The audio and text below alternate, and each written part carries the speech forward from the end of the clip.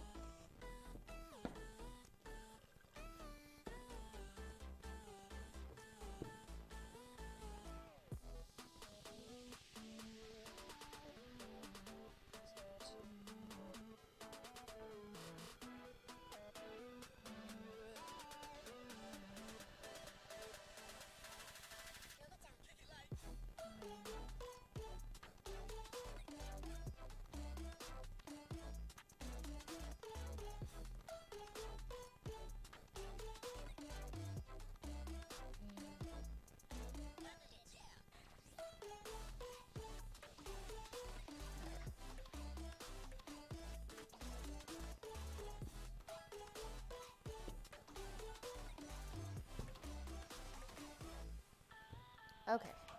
Good God. I feel like I'm gonna have to switch the order of these because the 79 is on top. I feel like I need to be on the bottom. Okay. Sort all numbered story cards into numerical order and place face up within. Oh, place face up. Okay. Within each reach your player. Awesome. I'll have to change it. Face up. Start off with 1. Where do we put this? Yeah, let's put it.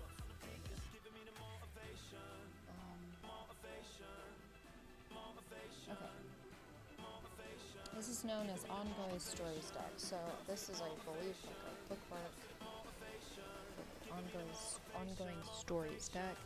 Choosing a starting player at random, perhaps the last person who was at sea. That player draws the first act map tile, places them on the starting tile slot of the game board, and places their ship on any calm sea space, facing in the direction of the player's choosing. When it's their turn, each player spawns into the game this way, in a calm sea space of the starting tile, facing in a direction of choice. Players take turns in clockwise order. It talks about expansions. We're not doing expansions today. I just don't deal with it. Okay, we're finally, I believe that is the setup. Thank God. Okay. The only thing that I don't have are these dice. Let's see. There are these ones, but I believe... Why are there so many more of these? What is this? The ivory sword. The pariah. What do I have? I have the bitter end. Oh, these are my dice. Which one? The pariah. These are Jonathan's dice. Okay, so these are our own dice. So I don't think we need the ones that came with the game. So I think we do still need these. Okay. Let's get this open. Come on.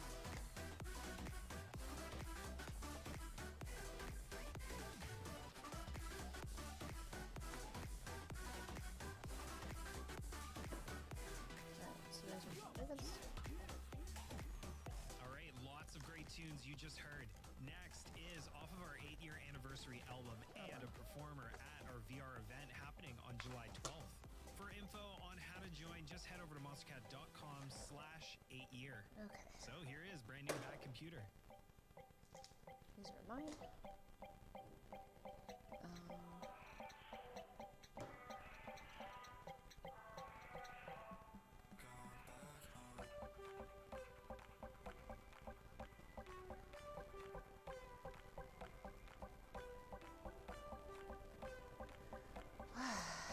Okay. Player phase. Refresh orders and remove fatigue. Players take their turns. Enemy phase. No idea what that means. Not in English. 2A Elder 1 Horizon effect. 2B Elder 1 activates. No idea what that means. Oh, there's an asterisk. Only when Elder 1 has arisen. See page 33. What's the Elder 1? Is that one of the gods? 33. Oh, yeah. Okay, that's one of the big lists. So I guess you would just roll fate die. What is a fate die? Enemy dice? Okay, so this is enemy dice.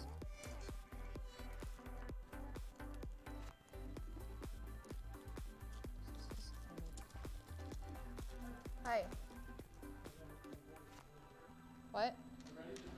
Okay. I think I did set up. The only thing that I'm a little confused about are these cards. I need you to shuffle the what was the name of it? What? Are you sure I need to shuffle these ones? Yeah, this is the story deck. Oh, okay, good. And it was really weird because they packaged it so that all these cards are together, all these cards are together, Right. and all those ones. But then half of the deck doesn't have any numbers on it. Oh. So usually there's a number here or here. So do you think half of it had numbers, half of it didn't? Roughly. And so then they get numbered, and so you can see like the different colored cards are here. So, if that's the story, do you think it's kind of like Fallout, where like you go and you find like a specific card or something, maybe? Probably, depending on what you did. They go over there. Oh. Denizen cards. Oh. Okay. Let me grab a drink. Okay. Well, so you're not ready to join me. It's hot. I've been standing and setting up.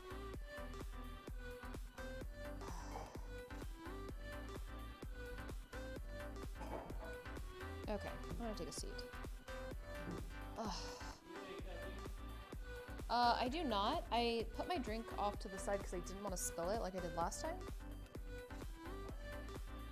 Except for last time it was on Pokemon cards. Luckily, nothing got damaged. What? You need to put your mic on.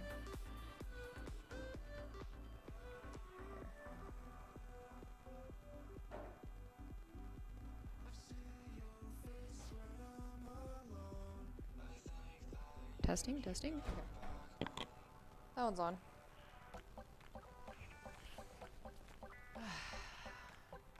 Alright, you ready to play?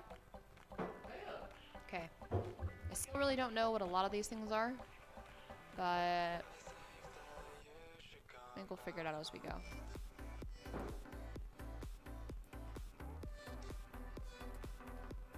That only took me almost an hour and a half to set up. Like Alright. shit, I'm tired. Here, drink. Huh? Yeah. So where's my robe and wizard hat?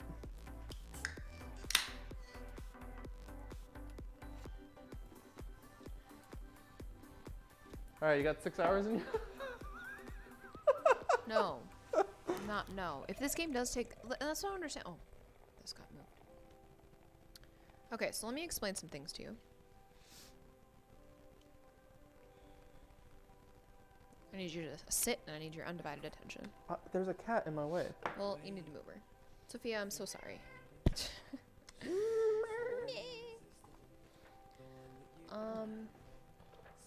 Okay. It's right over here. Alright, I'm gonna explain what these are. Stop touching things. Okay. This is the game board. This? This is your port board. Oh. Okay. Those are the tokens. Those are the gems. What's this? This is the Elder 1 discovery. So I believe well, I know that the Elder 1 is one of the bad guys. That's that big bad guy. So as soon as we get down to 1, I'm assuming. So we're gonna start on the shorter one. So this is short. This is medium. This would be long. So we put it on short. Shortest? No, I mean I don't know what that there's for. But anyways, so that's the Elder 1 discovery track. So short is 8, medium is 12, long is 16. It says it's recommended to play a short game on your first playthrough. And then the enemy agenda token is this. So this is the enemy agenda. I'm assuming once it gets to 10, we lose. Okay. Okay. I just kind of want to show you what everything is. It So looks like this deck goes right here.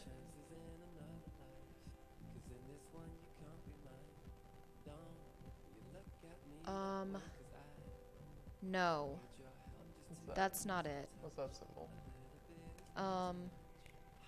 I saw this one earlier. Hold on. Don't touch that. Oh, shit. Oh, no. I don't know what those are. I'm gonna shuffle them or I'm gonna put them there? I don't know. What What's are on they? the back side?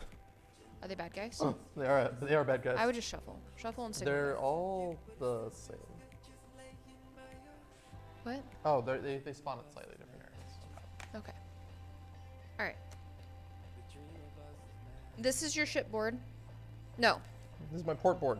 No. The This is port my board shipboard. is that. That's my ship. That's the port board. So when you land in port, there's an inn, a marketplace, an apothecary, a whatever, a university, whatever. Okay. Okay, so this is your shipboard. This is your ship miniature. So you have your color. Your character's not I have matter. what? Your character's not matter. So can just just What? real quick. I just want to review everything. That way you know it. You know what I know. Gotcha. So that I put the color on here that I clipped on there. We have 3 crew orders. These are our crew orders. Okay. Just the yellow Just these ones. The ones with the little skull-looking octopus guy. ones. Okay. Okay, these are our crew orders.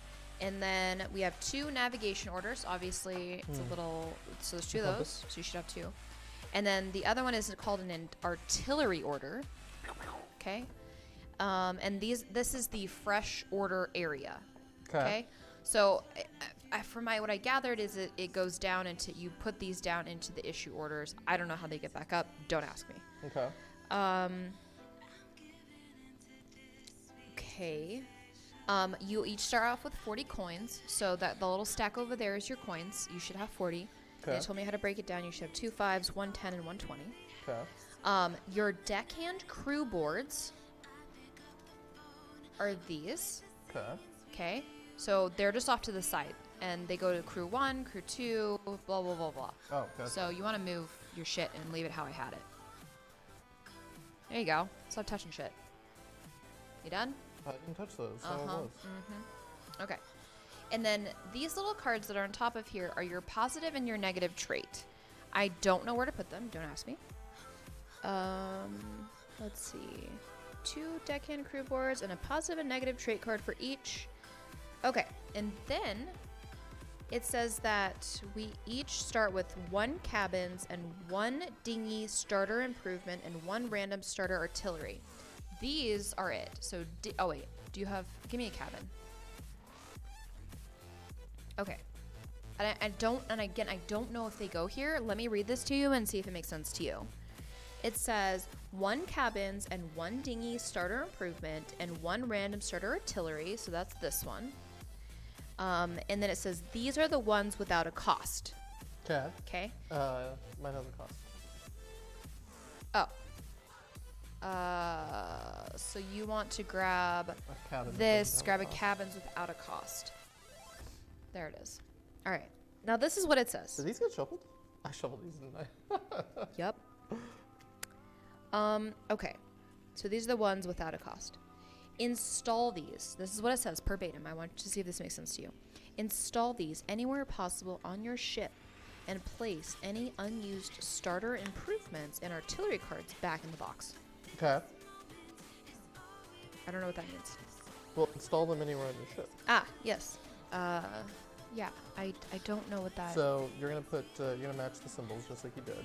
Let's go there. And What then this symbols? one has this symbol. So this one is either gonna go on your port, your bow, or stern, or your starboard. You're sure? Yeah.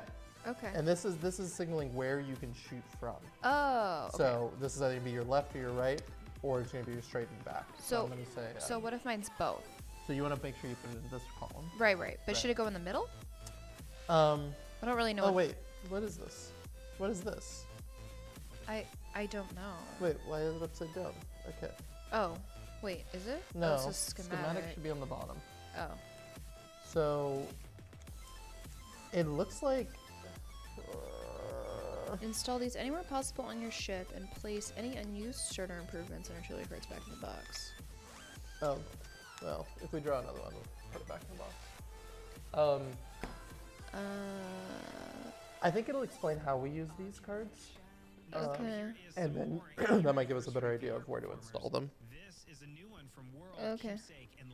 Somewhere I read that you're supposed to put it in the below deck, but maybe it's just anywhere below. I don't know. Well, definitely the cabins and the dinghies should be below deck. Okay. Anyways, so that was that setup. And then it says shuffle the improvement, artillery, treasure, positive trait, negative trait cards, and all remaining crew boards and place them along the game board in their slot face down. So da-da-da-da-da-da-da. Okay. What's this? Those are... What do they look like? They have a Oh, little they look circle like on this. them. I think they're like enemy cards or something. Hold on one second. These definitely look like bad guys. Okay, those are enemy cards. And what it said... God, my hand is like throbbing. Okay. Really should... I was waiting for you to clip it on your wrist. Ugh. And you just talk like this? Well, I was looking for a spot, but I can't find one. Okay, I think I found it. I'm gonna be in charge of the money. I don't care. What did I call it? Enemy? It's 6. Okay, it says, shuffle together all enemy cards with an act value of 1 and place them along the game board in their slot face down. Set all Act 2 and Act 3 enemy cards to one side.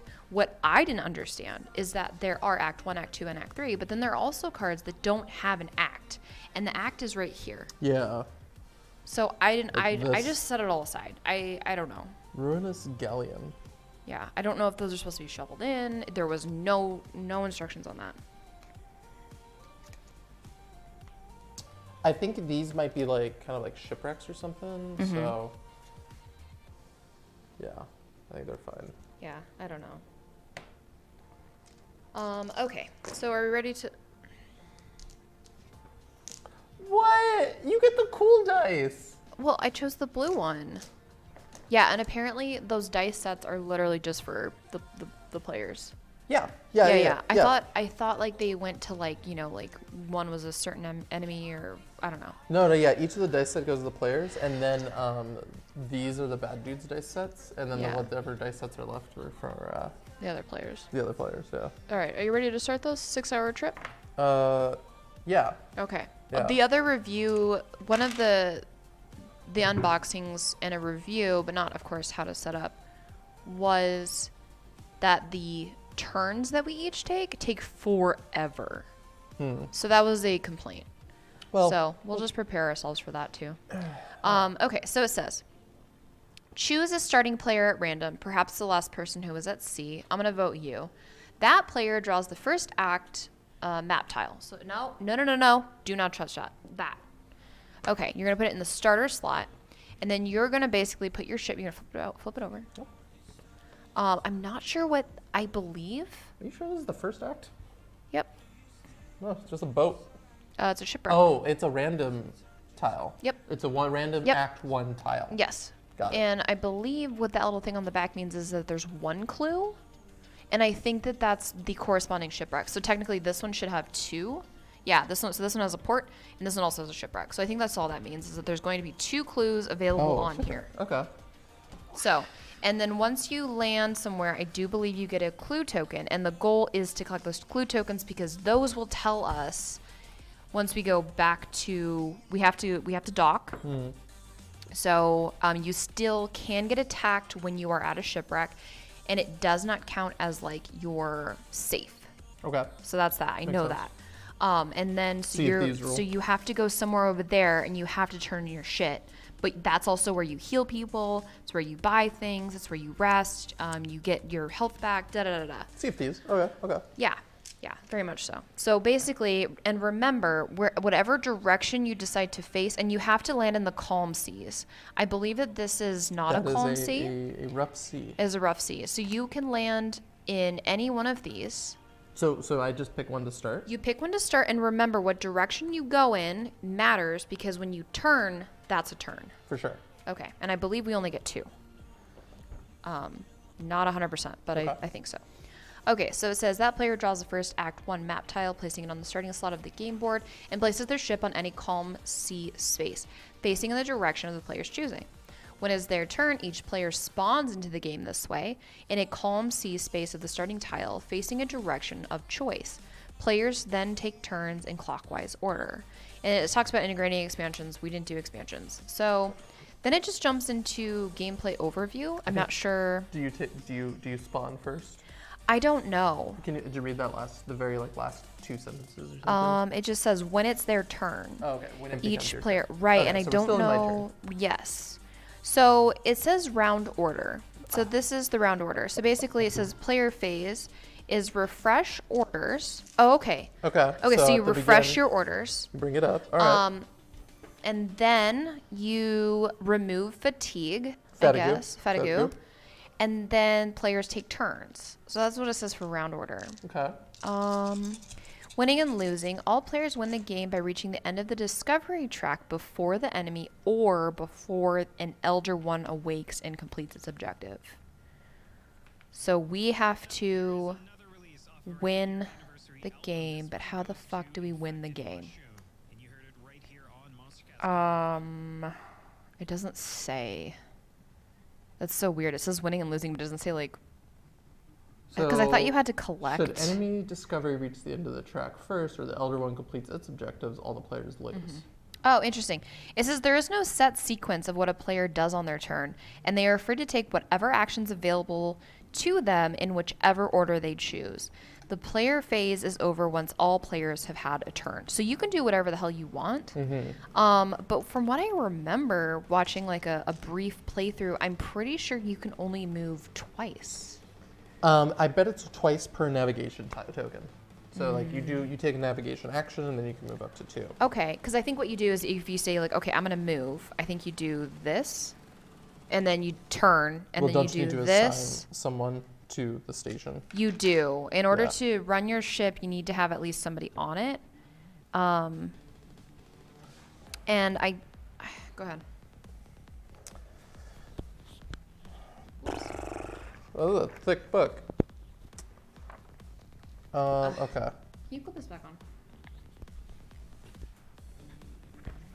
Fuzzball came off.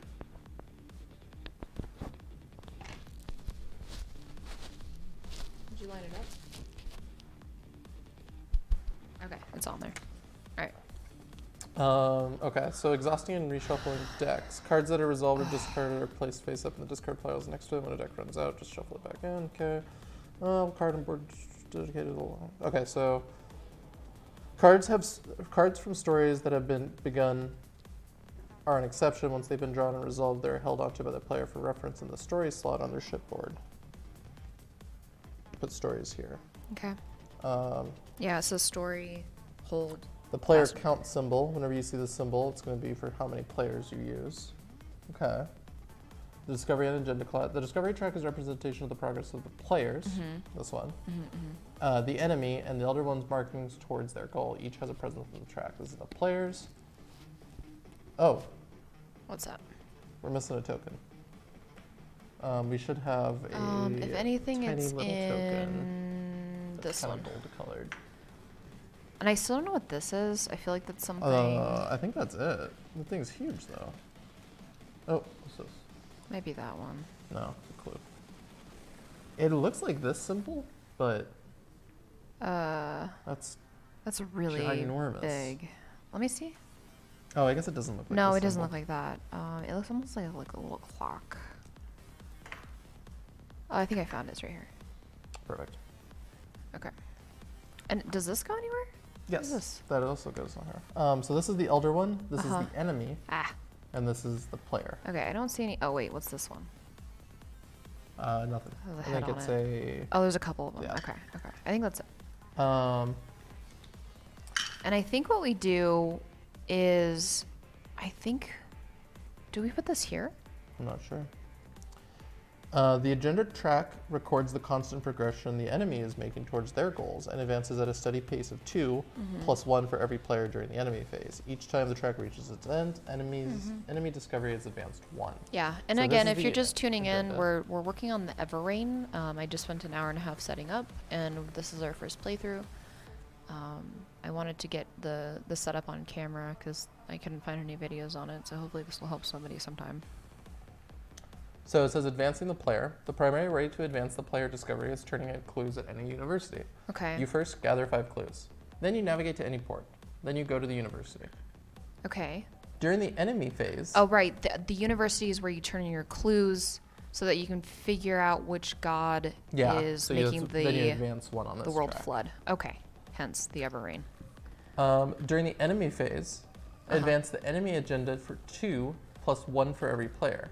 So if it's 2 players, it'll move 4. So if it's 2 players, it'll move 4? 2, no matter what, and then 1 for every player. Okay. Yeah. Each time the enemy agenda reaches 10, advance enemy discovery 1 this way. Okay. Return the enemy agenda to 1. All points of the enemy agenda should be used, Is even this when where the they're track is supposed to reset be? to 1. 9? I have no idea. Okay. I'm pretty sure this one was supposed to be at 8. Maybe So they're that's all for supposed to be advancing the 8. enemy. For advancing the elder one, the other token there. Okay. It says if the enemy reaches the end of act before the player. I don't know what that means. This is the end of an act. Oh, okay. If the enemy reaches the end of an act before the player, Elder 1 discovery advances equal to the space between enemy and player discovery. Okay? It doesn't Each sound like time English. enemy discovery advances away from an adjacent space to player discovery, advance Elder 1 discovery 1.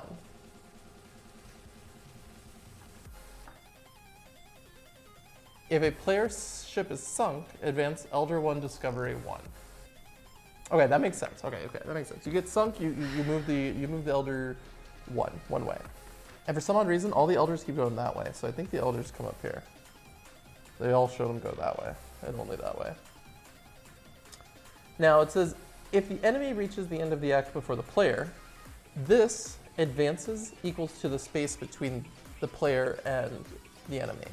So if the enemy somehow reached it and there's only one space between us, then they only move 1. Okay. Opposite, if it was like that, then they're going to move 1, 2, 3, 4, 5, 6 spaces. Okay. Yeah. The other thing is each time enemy discovery advances away from an adjacent space to player discovery. So each time it's like this, and this moves 1 that way, advance this way. I don't know why. So if this ever moves that way, this needs to go that way. All right. You take care of that. Each game is split into 4 acts. Okay. Oh my god. Yeah. With both the player and enemy competing to be the first to reach the end of an act. There are 2 possible outcomes that are triggered at the end of the act depending on who gets there first. End of an act. When the player or enemy reaches an end of act space on the discovery track. I don't know what an end of act space is. This kind of seemed like an end of act space. Or this. Maybe this? This and this? Probably. They have a little symbol. The little books? Oh, Yeah. well, you said we start here? We start at game? 8. So that's 1, 2, will it be first act, second act, third act, fourth act? I don't know. I don't know about that. Oh, wait. I don't know. Okay.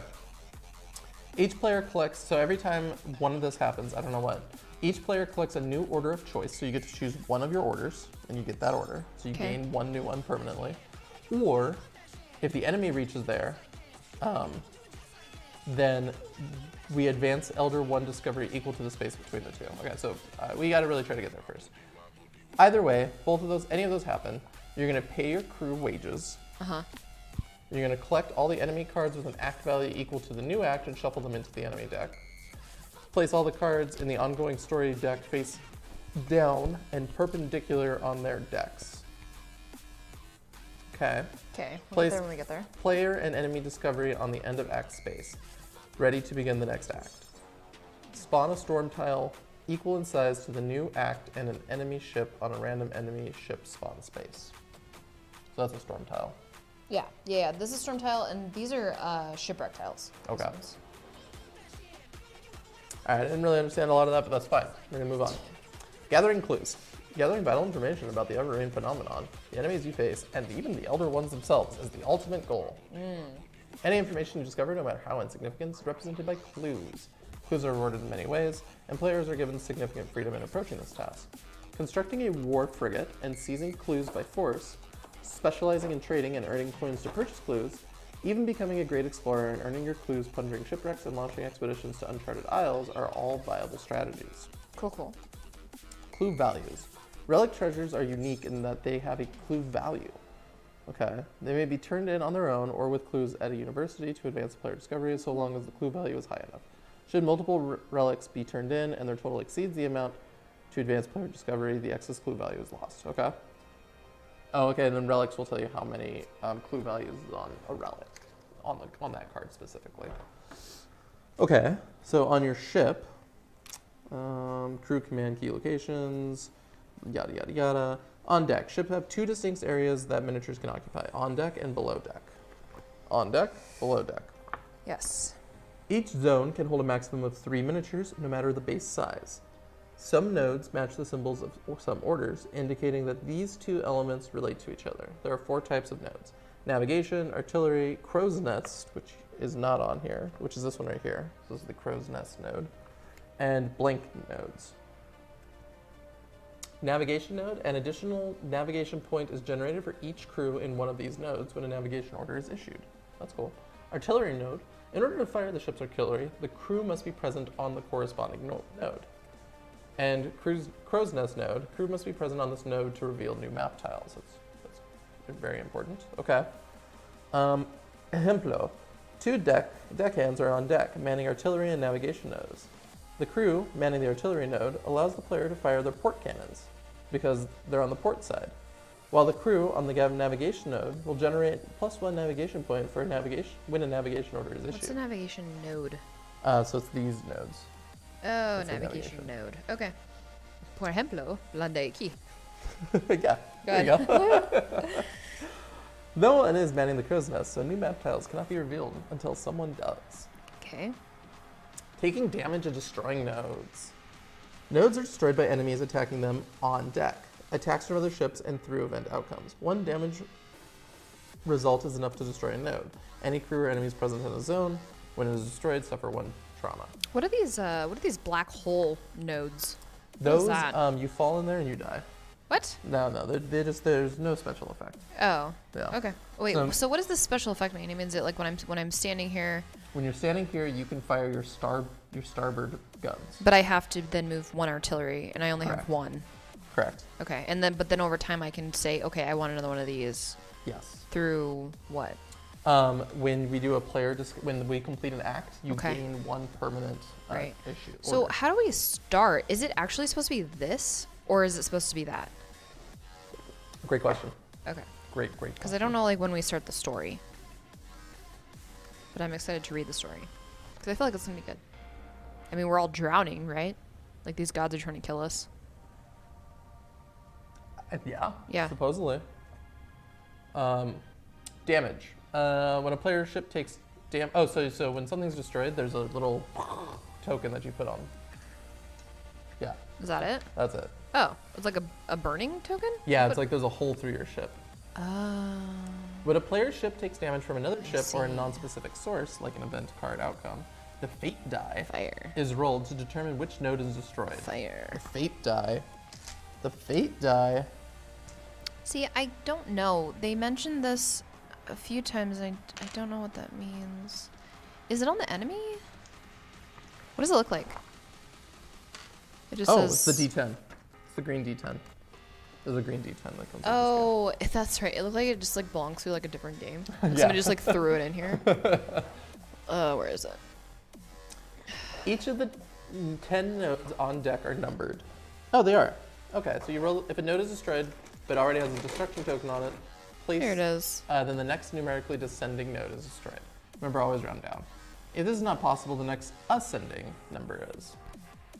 That makes sense. I'm not going to read the example. The unforgiving conditions on deck can and will take their toll. And if a player ends their turn on a calm sea, rough sea, or shipwreck space, any crew on deck suffer 1 strain. Holy shit. So you just, no matter what, if you're on the calm sea, rough sea, or a shipwreck, anyone on deck is going to get 1 strain. For It's just you're on deck out in the elements. okay, so it's kind of pushing you to go to port.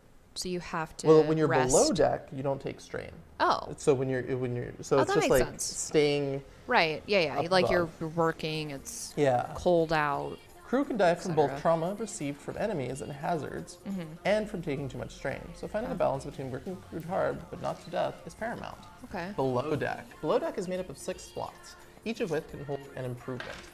And each ship begins with 2 starter improvements. Crew can occupy any of the 6 below deck improvement slots, but will only benefit from the effect of an improvement if placed in a circular crew effect space. So pretty much everyone gets this one thing that you benefit from. There is always room for crew below deck. So no matter what, you can shove everyone in there. Duplicate miniatures. When multiples of the same miniature are on a ship, the tokens are placed on the mini's base and the cardboard to distinguish between them. Oh, there should be like little number tokens somewhere. These guys. So if you have multiples of one of them on your ship, you can be like, oh, this guy's number 2. Okay. Next. Or you can like put it on this Yeah. guy, number 2. Okay. So you kind of match them together. Upgrades. By augmenting the ship with a wide variety of artillery, the player is able to turn the vessel into powerful things. These are collectively known as upgrade. When purchasing an upgrade, Players may reorganize or discard upgrades each time a new upgrade is installed. 'Kay. Upgrades cannot be sold once installed, only discarded. So the ones that we technically like, quote unquote, if I can do air quotes, this one and these ones. Yeah, We've already installed them. already installed. So them. we can't. Well, plus they're not worth anything.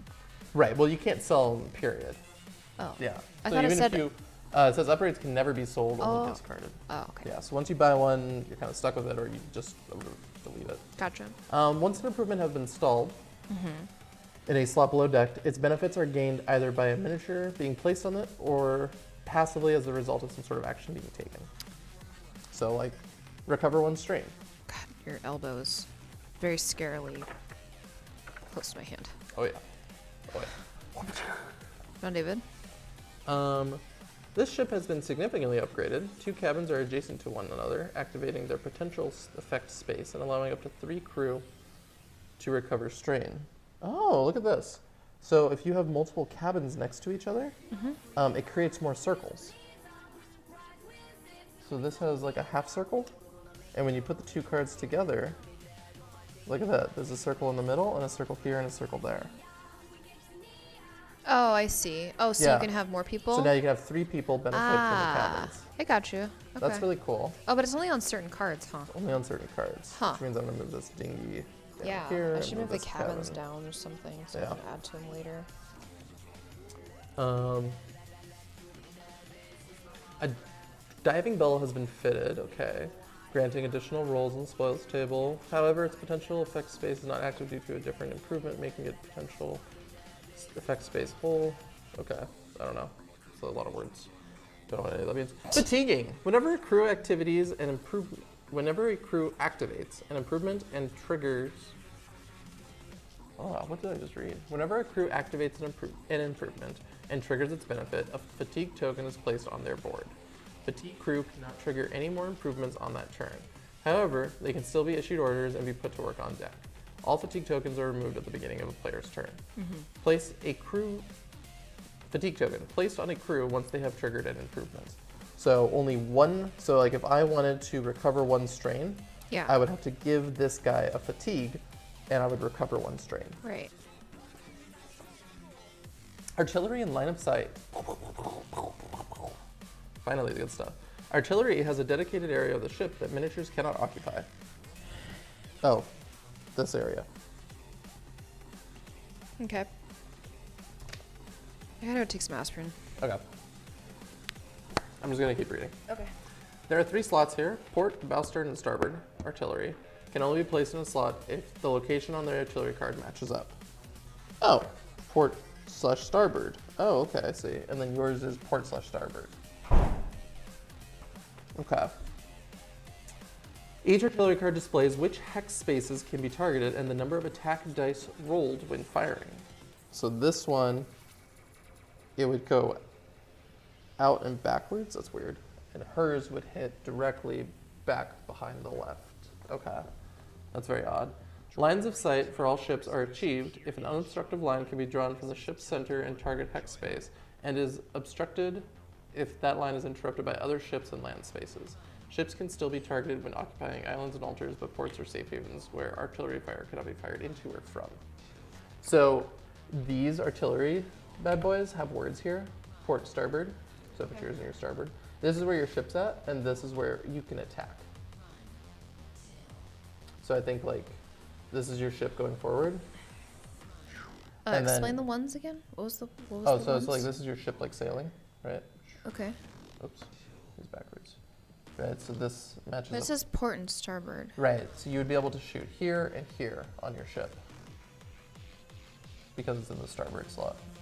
Right. I mean, wouldn't it be kind of like this, so I could shoot on either side? Right, but it's only port or starboard. If you want to shoot on your left, this has to be here. Oh, I see. Yeah, and then it works like that, right? Shoot on your left side. Because this arrow is the direction your ship travels. Okay. So it's saying you can, when you're on sea, you can hit here and here if it's on your left side. If you put this in your right side, then you can hit here or here. Gotcha. Yeah. I understand. I don't know why this requires us to turn it. It's very confusing, but I think it's just so that we understand.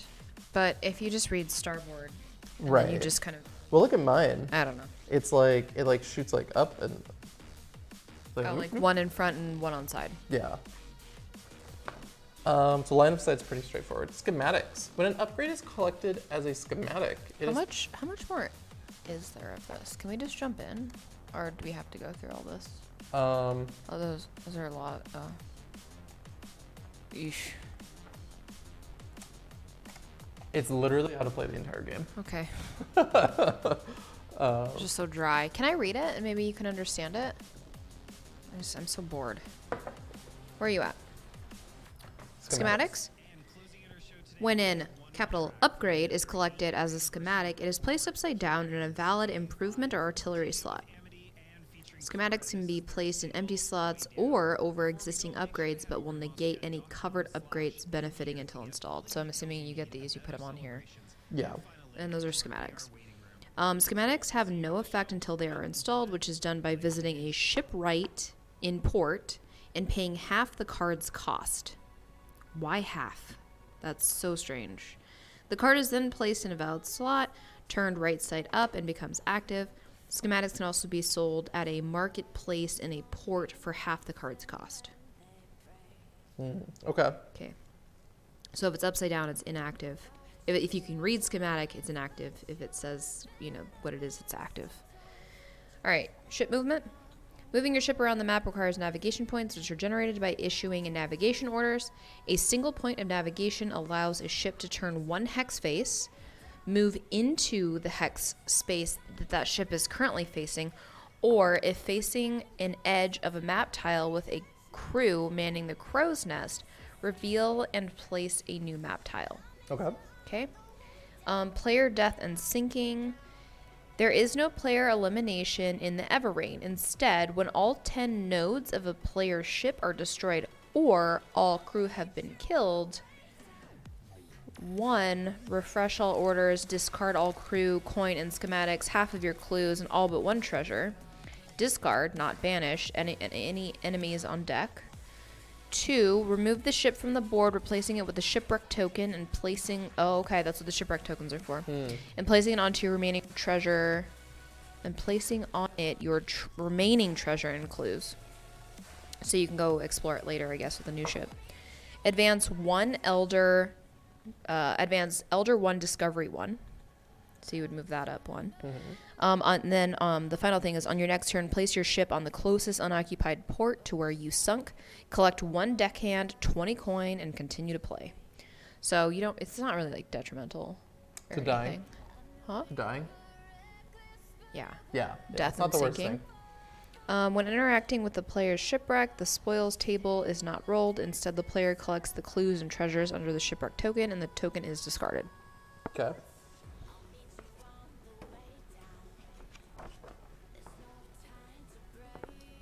Your crew. A reliable crew is the lifeblood of your journey. Nothing can be accomplished without them. There are 2 types of crew. Deckhands are the most common but relatively weak, and shellbacks, who are strong, seasoned specialists of this world, and that each have unique traits to aid you in your journey. So, like for me, I got drawn a surgeon. So I feel like the surgeon is the shellback, and then I got just a deckhand. Yeah. And then you got 2 different types of deckhands. Yeah. Level 1 and a level 2 deckhand. Okay.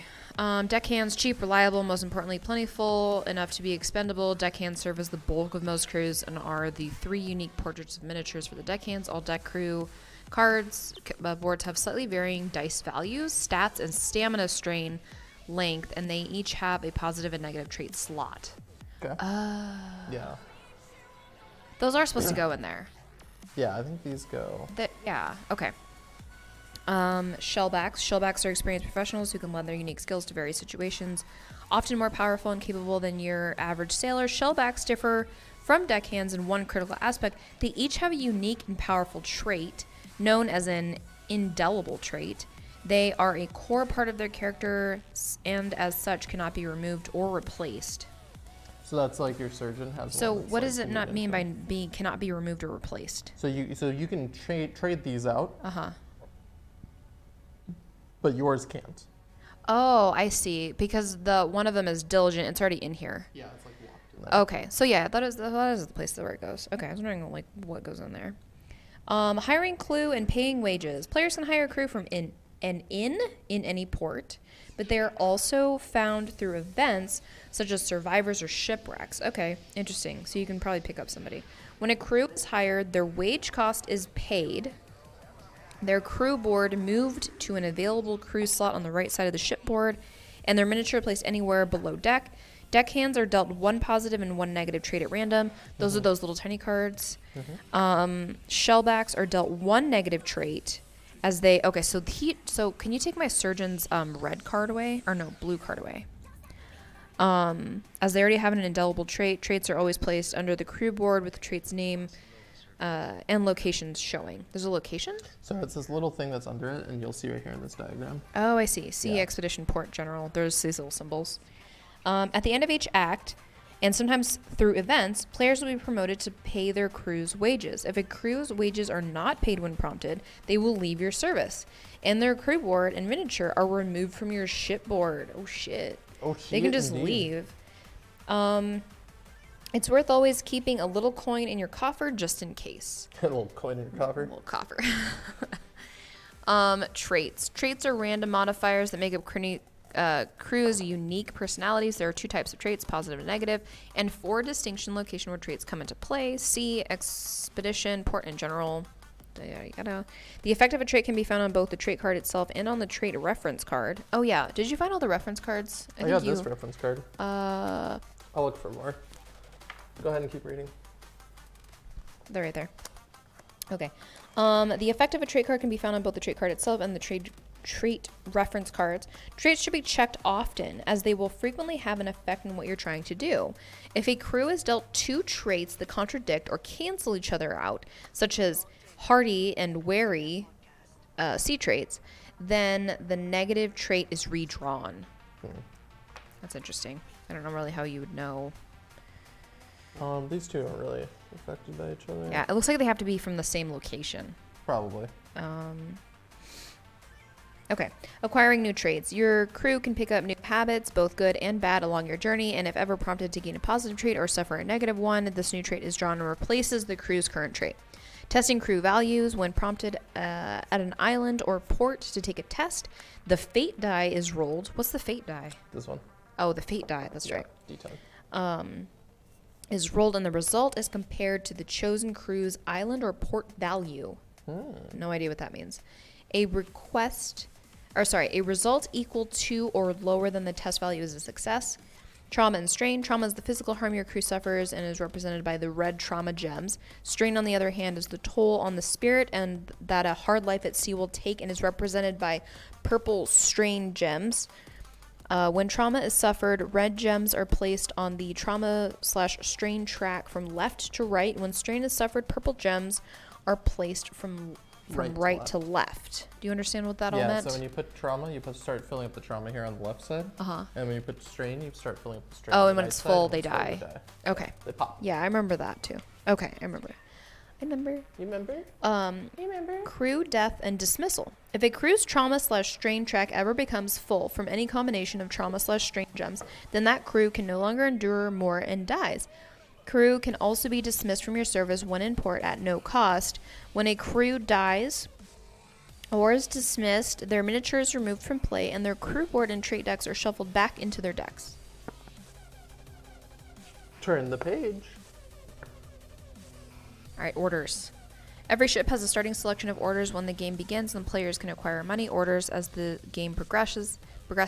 Each type of order is unique and has a specific effect on either the ship or the crew. All orders begin the game in the fresh orders area on the shipboard and are moved to the issued orders area spot when spent.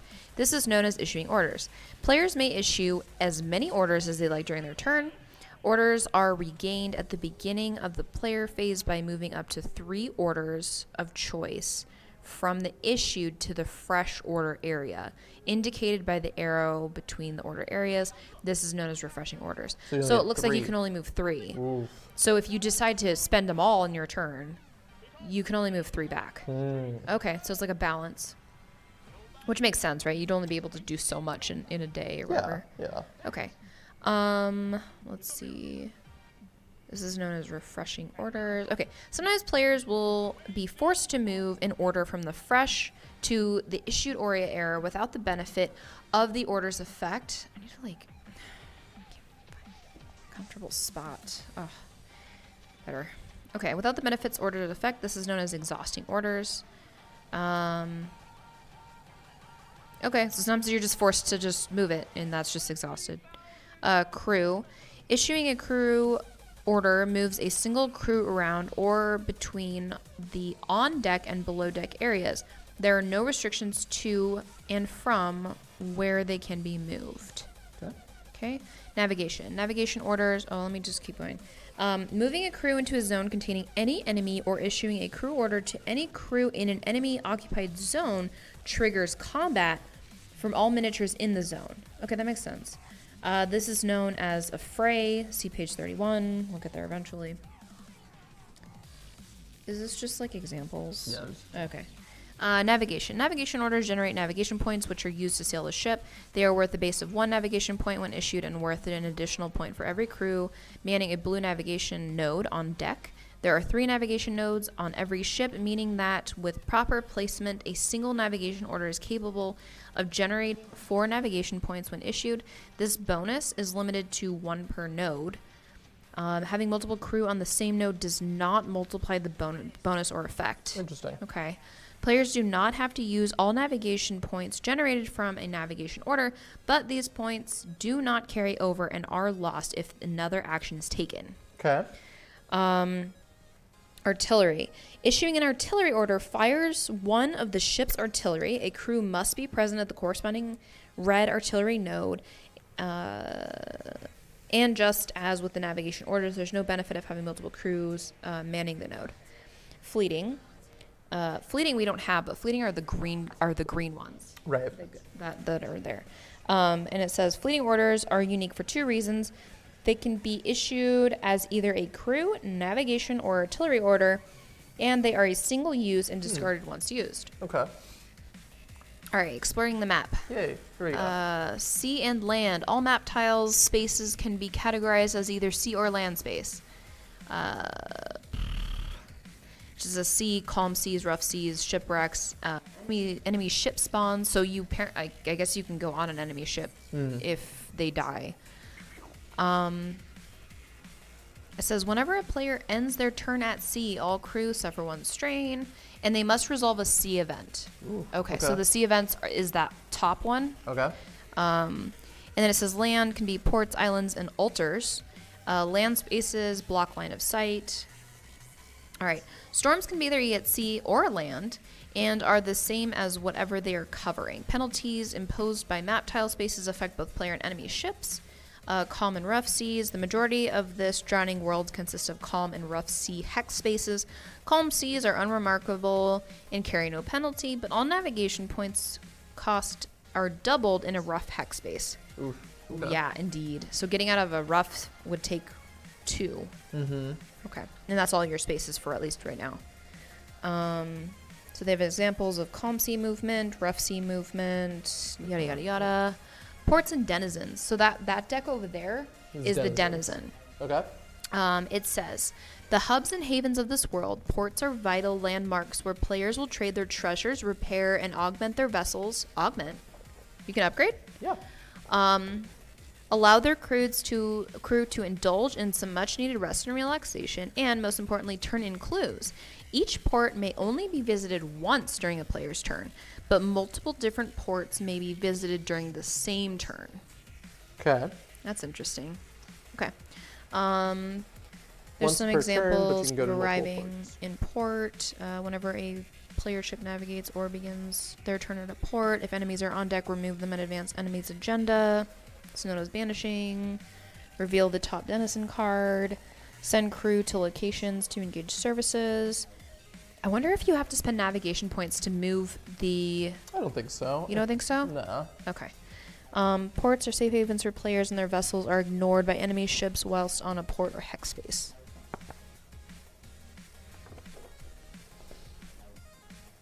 Location and services. Shipwright. Is that one on there? Yeah. Top Okay, left. so shipwright, draw 4 upgrades. Players choose which combination of these cards from the improvement and or artillery decks to draw, revealing the cards as they are drawn. Then, 1, purchase any of these for their cost and install on the ship. 2, repair nodes on deck for 5 coin per node. That's expensive. It's expensive. And then 3 is install any acquired schematics by paying half of their cost. Then there's the marketplace. Okay, so that's the top right. Purchase any of these. Sell. Is there anything there?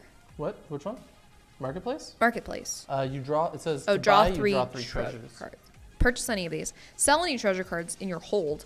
Sell any schematics that have not been installed for half their cost. Attention must be paid to the undesired, standard, and desired values of treasures when trading, as prices will fluctuate depending on which port they are visiting. Interesting. Okay. Treasures of no value. If, when visiting the marketplace, treasures with an undesired value of 0 are drawn matching the current port, the player may collect these for free. Conversely, those treasures have no value on that port and cannot be sold there. That's pretty cool. Okay. So you could accidentally just- get some free treasure and then go to a different Go port. and sell it. Now, the treasure, do you sell it at full cost? Well, it depends on the port. Okay. Yeah. I wonder how you determine that. Well, so I think it's on the treasure card itself. We'll say what. Like what area? Yeah. All right. Then there's the apothecary. Crew can be sent here to recover from trauma. Does it say anything on the apothecary? So for apothecary, you can either go to the Backstreet Medicine or Wounds Tended Bones Set. 10 coin, you can heal all your trauma. Or at the other one, the Backstreet, for 5 coin, you recover all trauma and roll the fate die. Oof. 0 to 1, you discard a positive trait. 2 to 3, suffer a strain. 4 to 9, nothing happens. Oof. I don't know. It's risky. Oh, because it's like in the It's alley. a back out, yeah, back alley. Okay. University. University, looks like you go there and you give them 5 clues and you move one space on the discovery track. Okay, so it's 5 clues per space. But I'm pretty sure, didn't it say that you could only turn in 1 clue at a university? No, you gather 5 and then you drop them off. Okay. Yeah. Okay. And the inn offers the widest variety of services: rest, gamble, or drink. Each fully recovers a crew's strain, but with varying costs and in some cases consequences. You can hire crew at the inn. It's draw 3 crew boards. Any of these may be hired by paying their wage value. Where's the wage value on here? So it'll be. Is it the middle number or the bottom? Is it like that 5? Yeah, it's these 5s. Okay. Yeah. Let's see. So you can pay them basically by their services. You And can then rest, stay recover all a while strain. and listen. Coin can be paid for the chance to acquiring clues. Roll. Okay. 0 to 4, nothing happens. 5 to 9, collect a clue. Or you just pay 10 and you collect 1 clue. Oh, okay. So if you have money, I mean, I feel like money is very tight in this game, though. You can gamble, recover all strain and roll the fate die. If you lose 10 coins. If you win, you collect 15 coins. You can drink, recover all strain, roll the fate die. 0 to 1, suffer a degenerate trait. 2 to 3, 1 trauma. 4 to 9, nothing happens. Interesting. Oh wait, so can you only recover strain there? Yeah, at the end is At only the end, strain. and then the other one, the trauma is Apothecary. the apothecary. Yeah. Okay. It says using services multiple times. Services with the reuse symbol may be used multiple times during a single visit, so long as the player has the coin to do so. All other services may only be used once per visit. Engaging services. Each circular port space on the board is considered a service, and each crew may engage in a single service on a visit to port. Some services have multiple functions that may all be engaged whilst a crew is there, such as the shipwright, whereas others have many services with single functions, such as the inn. The act of sending crew to port does not cost anything, though the services they engage will most likely will. Okay, that makes sense. Okay, as long as you understand what all that was. Undesired, standard, and desired values. Each treasure has 3 values listed that affects how much it trades for in specific ports. These values affect both the treasure's buying and selling price. We talked about that earlier. Denizens and passengers. Denizen cards are unique interactions and events that randomly change each time a player visits a port. Okay, so we pull one of those every time we visit a port. Alternative, labor, and incident cards function just like any other locations by requiring crew interaction, with the exception being the passenger cards. To take on a passenger, collect the passenger card and place it in the ship's board's passenger slot. Okay. Oh, okay, it's down there. Then place the passenger token in the available effect space of a cabin to represent the space that they occupy whilst aboard your vessel. A ship must have a cabin to take on passengers and cannot send crew to that effect space while the passenger is on board. When arriving at a passenger's destination, their card and token are removed and the reward collected. Players may take on as many passengers as they like, providing there is cabin space. Okay. Departing from port. Once a player has concluded their business at the port, all crew that went to the port are returned anywhere below deck, and the face-up denizen card is discarded. They may now continue their turn, providing that there are fresh orders to issue. Players may set out from port in any direction, changing their ships facing without cost. Okay. Islands and expeditions. Wild, untamed, and full of secrets, the islands of this world can challenge even the most robust of explorers. Players do not have to launch an expedition when on an island hex space if they do not wish to. If multiple crew are sent on an expedition, the crew with the highest island value is tested. They suffer benefit from the outcome unless stated otherwise. Okay. It just says launching expeditions whenever a player's ship navigates to an island. All crew occupying dinghy and ship boats improvements will take part in the expedition. They can be present before arriving at the island or ordered to these improvements once there. Draw an expedition card and test the crew by rolling the fate die. A result equal to or lower than the crew's value is a success. And then you would resolve the outcome and mark the island with an explored token. And that's the little red X. What's this little symbol? Have we seen this symbol yet? Here's the little island symbol for expeditions. What the hell is this? I haven't seen it yet. Okay. This is the passenger token. That's the little So head. you put the passenger in the Yes, spot and of then the cabin. explored token is the X. Oh, and you put that on an island. So once you explore an island, it's explored. It's done. Yeah, the other player can't explore it and get clues or whatever. Altars. Oh, okay. These unhallowed places act as a beacon to the undergod's servants, and until purged of these scourges that inhabit them, they will forever make the waters around them dangerous. Altars exist in two states, active and purged. Active altars and purging. Altars are considered active when revealed, and remain so until purged by a player. Whenever a player ship navigates to a map tile containing an active altar, one enemy is spawned on deck. Yikes. Okay. To purge an altar, a player must navigate to it and spawn enemies on deck with act values equal to the current act.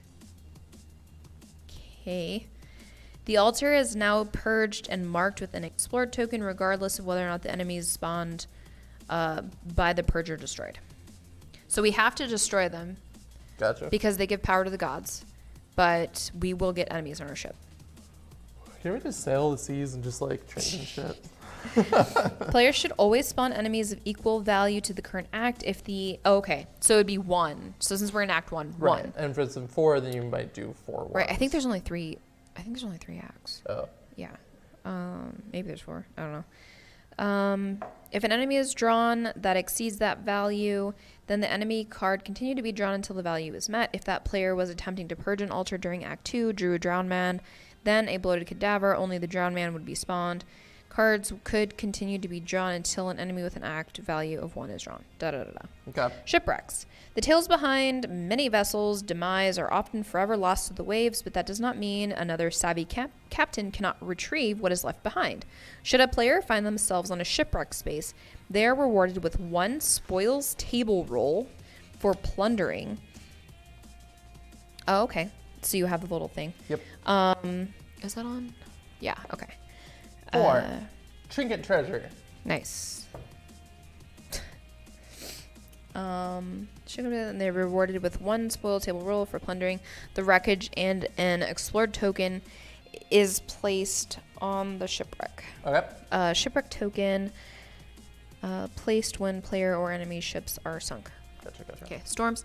Storms are hazardous, continually moving and spawn with increasing size at the beginning of each act. They wreak havoc on any ships unlucky enough to be caught within them and should be avoided where possible. Spawning and controlling storms. At the beginning of Act 2, 3, and 4, there are 4. A storm of equal sizes is spawned. Act 3 equals 3 hex storm. and placed so that one of the hexes covers the current first player's location.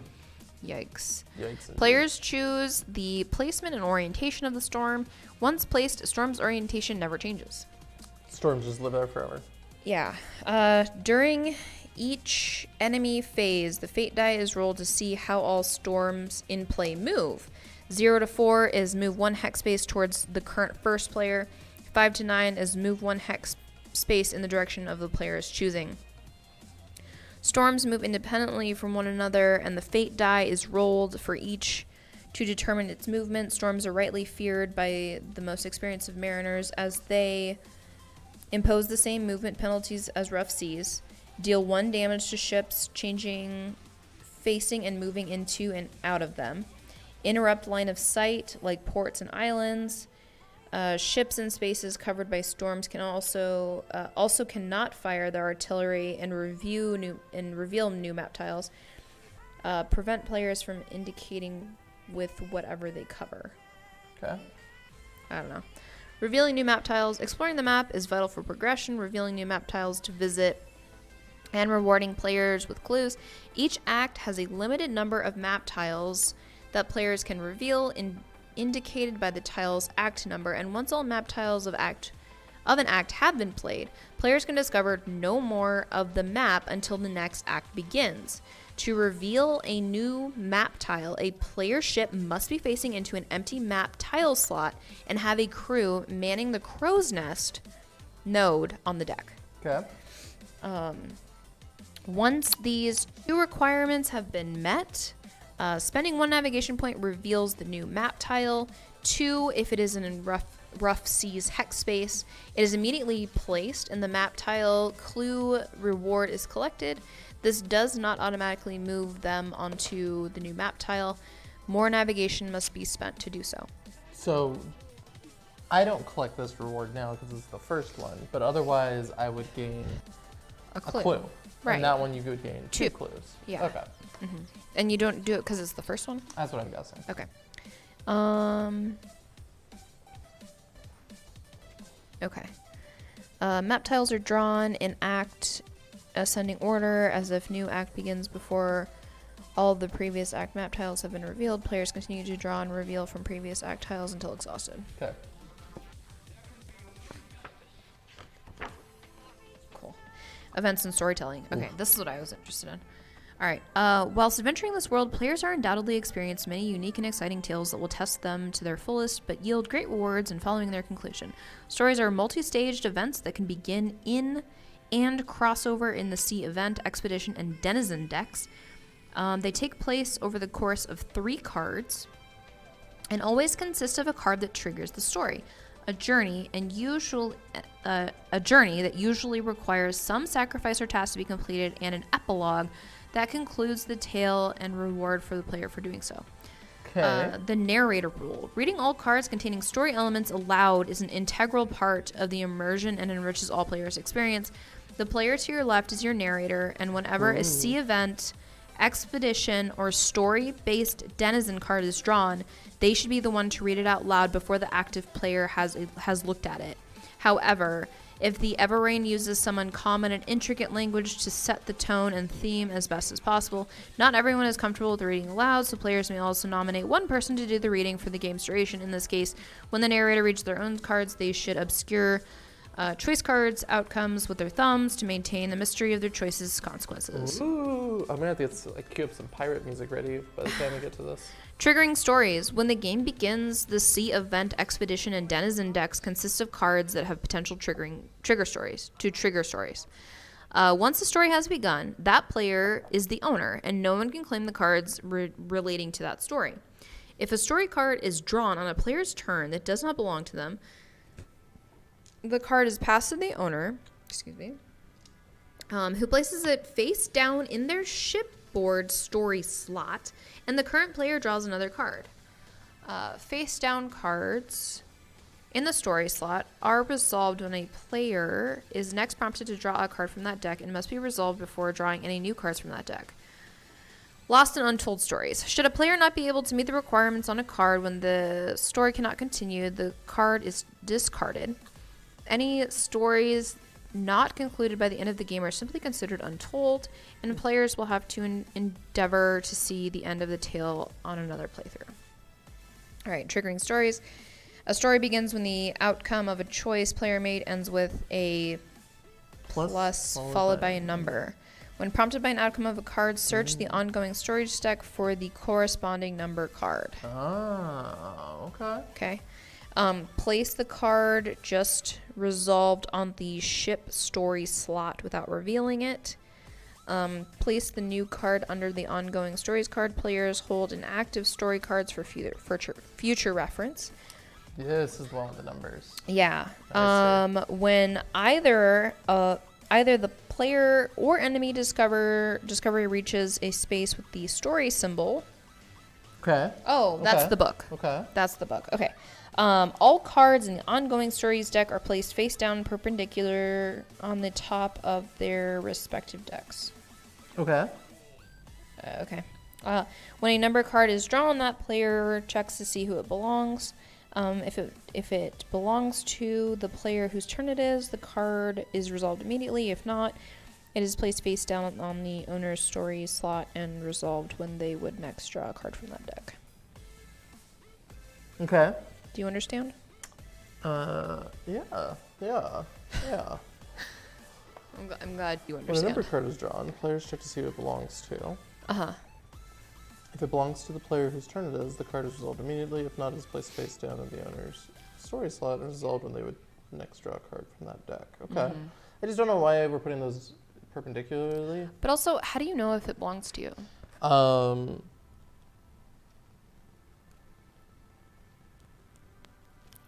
It probably says. It would have to be like super obvious, right? Right.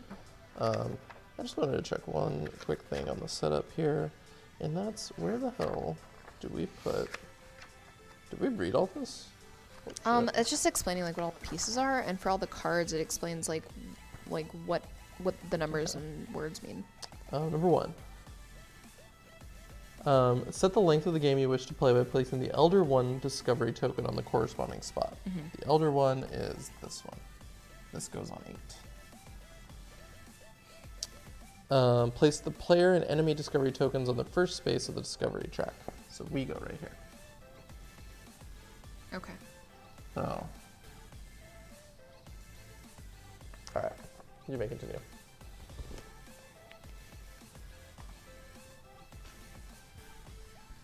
Okay. Okay, so you understand who it belongs to and all this shit? Yep. Okay. So no? I mean, enough to play. We'll figure it out. All right, enemy spawning and behavior. There are two distinct types of enemy, on deck and at sea. When prompted, players should either draw from the top of the enemy deck or search the deck for a specific enemy card, depending on the instruction. Enemy cards should be kept to one side of the ship board when spawning on deck and to one side of the game board when spawning on the map. On deck enemies cannot be spawned at sea. At sea enemies cannot be spawned on deck. If these cards are drawn while spawning, they are ignored and another card is drawn. So wait, what? Which ones can be spawned? They have to be the corresponding ones. So like the sea ones have to be spawned at sea, and then the on deck ones have to be spawned on deck. Do they say it? I'm assuming. Is there a symbol? What does bloated cadaver go? Let me see it. It says bloated cadavers on deck. I don't know. What are some of the at sea monsters? Damn frigate, malign cruiser. Oh, they're boats. Yes. So the boats are the ones that are at sea. The not boats are the ones on deck. Yes. Okay, that makes sense. Okay. Players are responsible for carrying out the enemy actions, and when spawned, enemies will always roll and resolve one enemy die immediately. Then perform full activations during every following enemy phase. When an enemy activates, the enemy dice are rolled and enemy actions are carried out accordingly. Enemies should be activated one at a time in order of the player's choosing. Running out of miniatures. If a player is ever instructed but unable to spawn a specific enemy miniature, the agenda track is advanced as if that enemy has been banished. Wow. See banishing page 32. Movement, attacking, and objectives. All enemy actions are dictated by enemy die. When enemy activates, they roll the amount of die displayed on their enemy card and act accordingly. Do you know how many enemy dice does it? Can you pull up another card, please? 2. Is that the dice? All right. So there's a move, a damage, and an omen. So the Sanskrit looking thing is an omen. The triangle Illuminati symbol is damage. And then the little octopus upside down angel wings are a move. So do you only do the thing that's on the right? Yes. When it comes up. That's your omen. So, but I mean, that's the only thing I do? No. Oh. No. So if I So roll it says all attack, enemy actions are dictated by the enemy dice, and when an enemy card activates, they roll the amount of dice displayed on their enemy card and act accordingly. Oh, okay, So I see, if I you see. happen to roll the omen, then you follow the omen. Okay, and so all damage is done 1 damage, and then when you move 1 zone. Yeah. Enemy dice results are equal to other dice. If 2 identical results are rolled, that has no relevance to any enemy situation, then they automatically become a result that does. Oh, okay. So 2 converts into 1. Yeah. Mm-hmm. If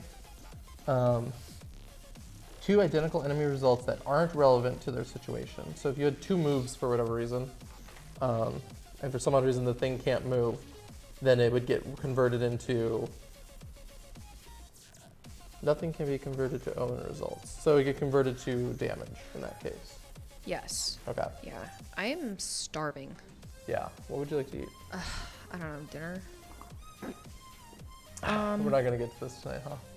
I mean, I want to at least play a little bit, yeah. Okay. Like, because I set all of this up. We are playing at least a little bit of it. God damn it. Let me look for some food. You keep reading. Well, I need you to pay attention, though. It's okay. We'll do it after. We'll figure it out after. It's fine. It's fine. It's fine. It's literally 9:30. We're almost done with this goddamn book. Harry, why don't I read for a bit? Oh my god, we're not. Go ahead. Go ahead. Like, there's like 5 pages left. Okay, what was your last read? You need to start here. Enemies. There are 2 distinct places that they'll appear, on deck and at sea. Enemies on deck, unlike crew, enemy movement is limited, and enemies can only, 1 movement zone allows enemies to move between 2 connected zones. If multiple paths are possible, enemies will always move through nodes with symbols. Target priority. Enemies on deck will prioritize the following. 1, they will always resolve their omen abilities. Then they'll move to closest crew. Then they'll damage closest crew. Then they'll damage nodes. If you can like maybe just kind of, what's it called? Like skim. Like if you understand what it's saying. Okay. I'm gonna go to the Node restroom. disruption. Crews cannot use nodes occupied by enemies. Okay. Omen ability. All on-deck enemies have unique abilities that trigger should enough omen results be rolled. These abilities may only be triggered once per activation of that enemy. I wonder how many results you need to trigger an omen. Destroying enemies and spoils. Once an enemy has suffered trauma equal to their health, they are destroyed and their spoils reward is immediately collected.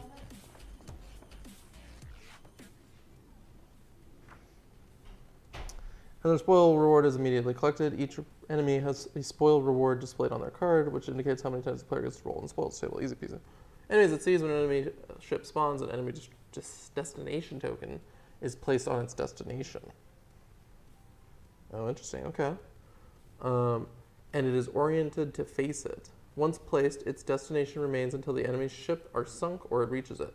Enemy ship behavior is dependent on whether a player ship is in engagement range when it activates. If it is, it will use all movement results to attempt to position itself to fire upon the target. Each damage result destroys 1 node. Any spare movement results are used to head for the destination after resolving damage. If it's not in range, it will head for its destination via the most efficient route. If an enemy ship reaches its destination, it and its destination tokens are removed. Agenda advances equal to the ship's remaining health. Whose agenda advances? It's probably the enemy agenda. Sinking enemy ships. Once the enemy ship has suffered damage equal to its health, it is destroyed and the miniature is replaced with a shipwreck. This is treated as any other shipwreck. Combat, engaging in, and avoiding. Oh boy. Okay. Conflict in this world is rife and has great rewards. There are 2 types of combat, on deck and at sea, and they function differently. Combat on deck. Okay, so these are the on deck dice, and these are the ship's dice. Crew moving into a zone of an enemy, issuing a crew order to a crew in an enemy-occupied zone, and enemies using damage results to inflict trauma on crew, all trigger phrase. They are resolved differently depending on who or what triggered them. When multiple miniatures are involved in a fray, players always decide how trauma is distributed to both crew and enemies unless a ability specifies otherwise. Crew-triggered phrase. When crews are ordered into zones containing enemies. Create the player dice pool by choosing any combination of attack or evasion dice equal to the combined dice values of all crew in the zone. Okay. Okay, that's weird. Attack or evasion dice. Huh. Collect enemy dice equal to each enemy in the zone's dice value minus 1. This is because the crews have advantage. Roll all dice simultaneously and resolve. Take the total enemy damage results roll. Oh, so when enemy triggers phrase, take the total enemy damage results rolled. Players counter by choosing and rolling one attack or evasion die for each crew in the zone. Roll the crew's counter dice and resolve the results. Players counter by choosing and rolling one attack or evasion dice for each crew in the zone. What's an attack? 5 attack, 5 evasion. Okay, so some of these are evasion dice. So this is an attack die. This is an evasion die. Okay. So if you're going to choose whether you would do damage, crit, omen, blank, evade. Okay. It's C. You're going to check the artillery when you're attacking an enemy ship. Check the artillery range's grid to determine how many attack dice are rolled. Gotcha. With a crew manning the relevant artillery node on deck, issue an artillery attack, roll and resolve. Reverse when an enemy ship activates and it's in engagement range. Collect enemy dice equal to the dice value and 1 evasion die for every crew on a navigation node of the target player's ship. Using movement results, attempt to position the enemy ship so that the player is in its artillery range. If successful, resolve the damage and evasion results, destroying 1 node per enemy damage result.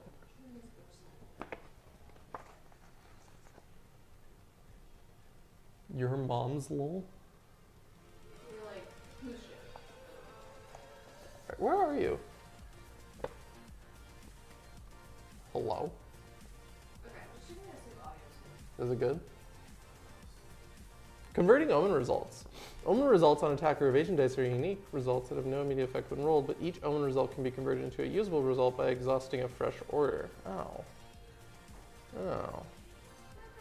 Avoiding combat. Though conflict is a natural part of the world, players do not have to take part in it. Should a player wish to avoid combat because it does not suit their playstyle, or simply to save a battered ship or their weary crew, this is perfectly viable, though it allows the enemy to further their goals. Managing enemies and non-engaging players can rid themselves of enemies on deck without destroying them by visiting any port known as banishing. The consequence of this is that enemy agenda in advance equal to the combined remaining health of the enemies being banished. So long as the players stay out of the enemy ship's engagement range, they proceed towards their destination. However, should an enemy ship reach their destination, enemy advance. Okay, and then play. Elder One Awakening. Oh my god, we are almost there.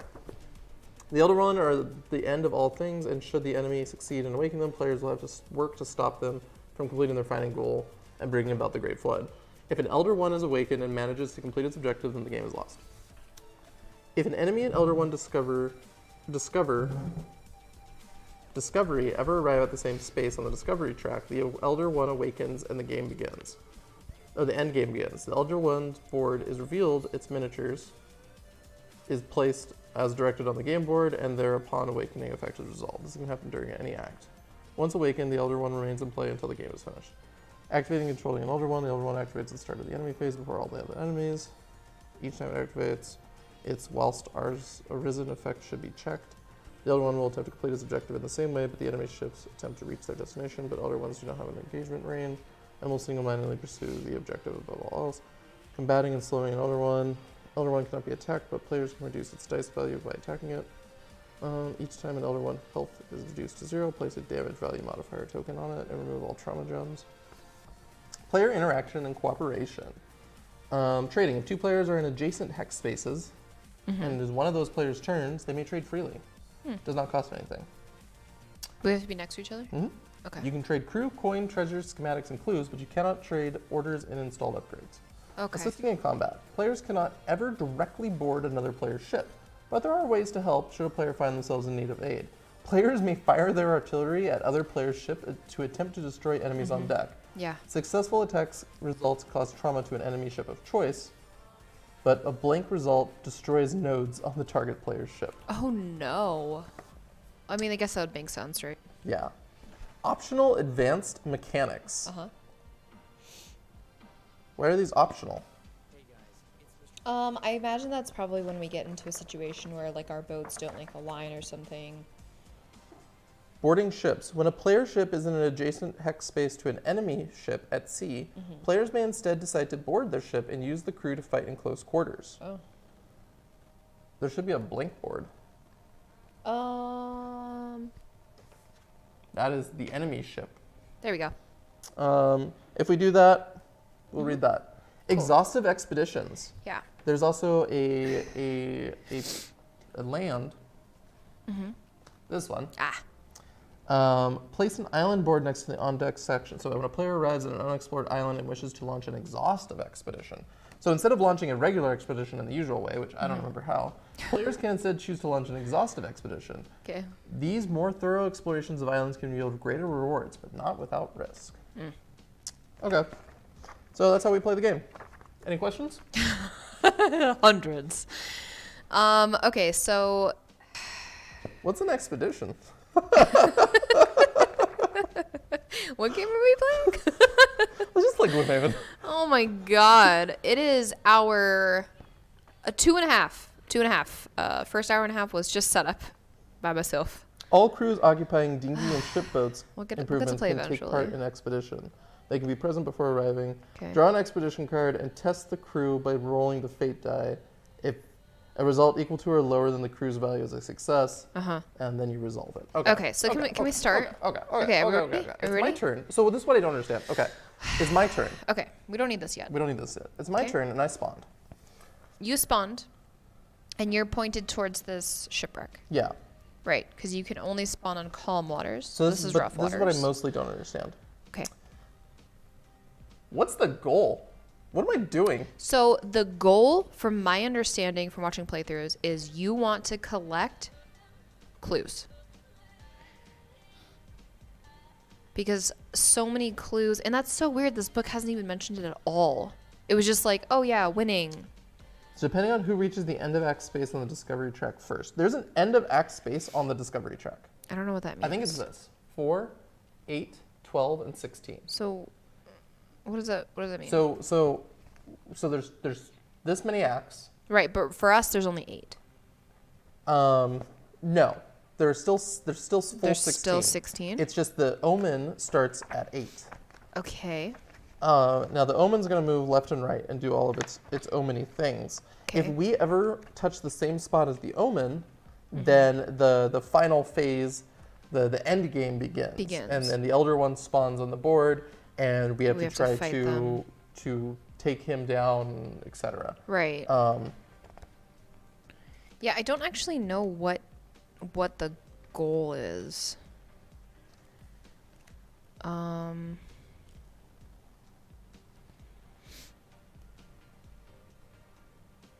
Okay, I mean that's basically what it is right here. It says advancing along the discovery track because that's what we want to do, right? We want to advance, right? And it says the only way to do that is we have to gather 5 clues and turn them in at the university, and that advances us 1. Right.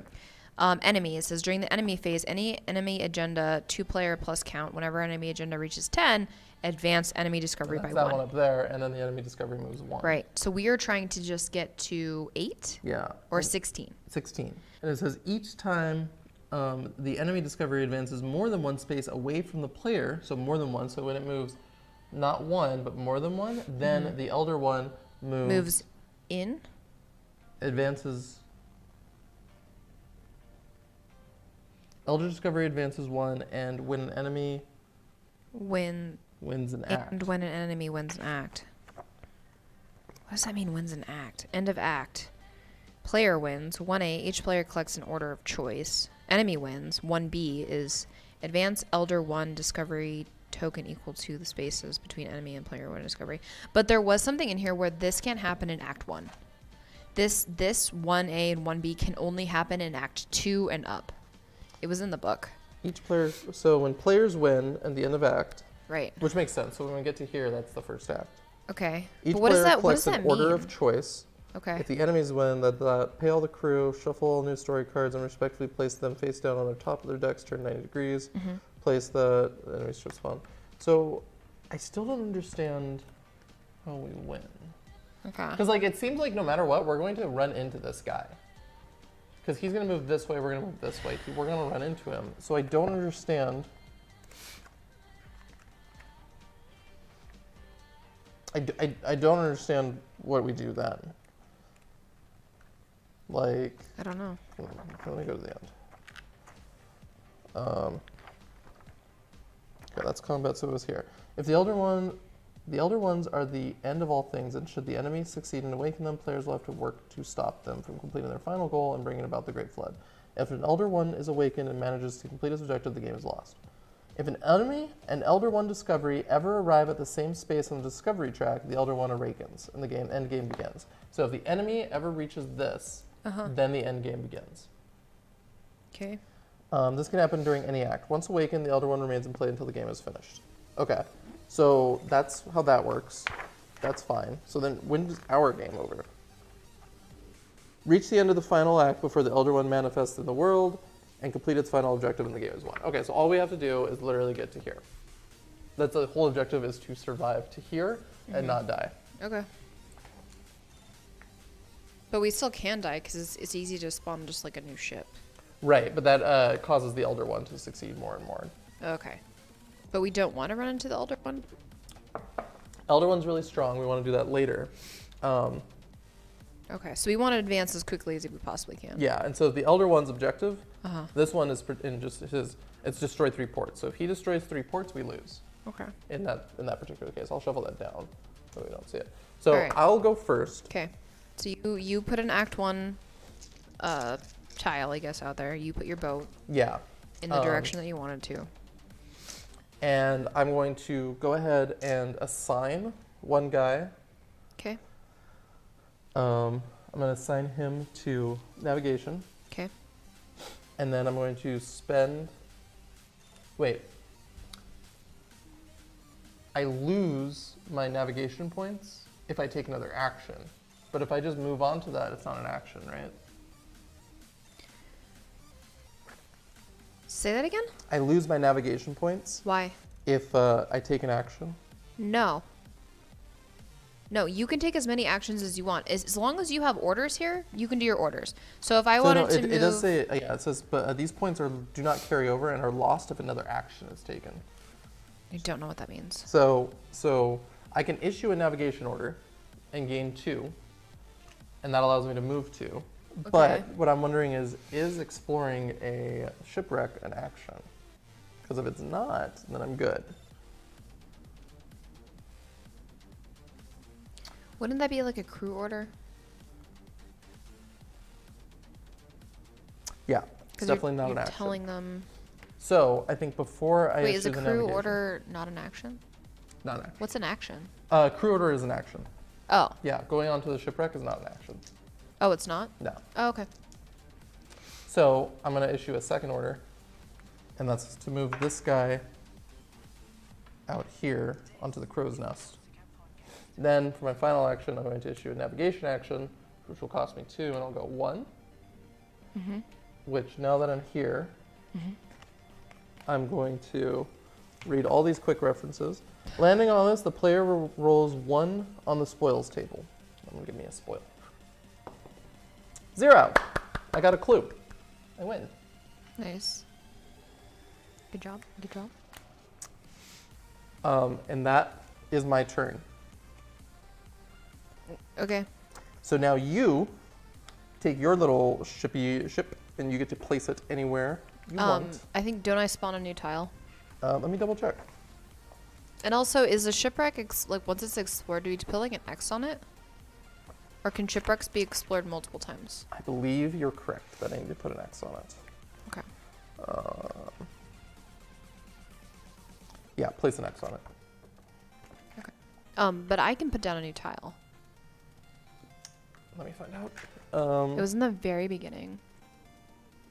It was right The here. player draws the first deck one map tile and places it on starting. Facing it. When it is their player, each player spawns into the game in this way.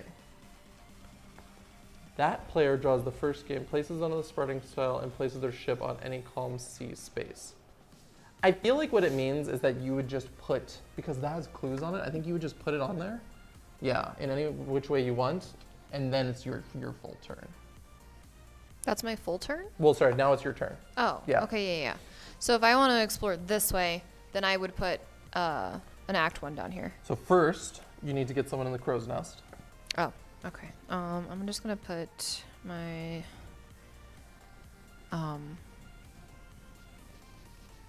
yeah. Deckhand. And then make sure you spend an order token Okay, I ordered him to go there. above deck.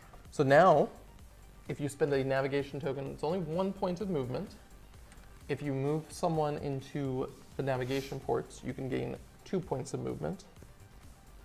But if you want to, that's fine. You don't have to do that. So you're saying if I have one person up here... This allows you to explore new map tiles. Okay, so this allows me to move. Move an extra. Because you always get to move one. Move an extra? Yeah. Do I have to always move an extra? No. Oh, but see, that's 3. That's 3. Yeah, it brings See, it up I don't quick. want to do that. So I'm just going to explore. Okay, so you're just going to move 1. Yeah, I'm just going to pop open this map tile. So make sure you grab the clues from behind. So flip it over. What? You're going to grab those 2 clues, I'm pretty sure. I don't think so. Let me see. I'm pretty sure it just means that there's 2 potential clues on here.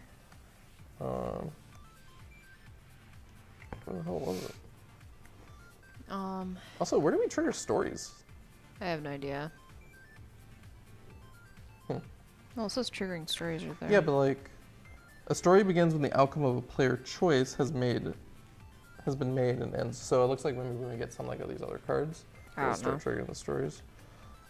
Where's navigating? Orders.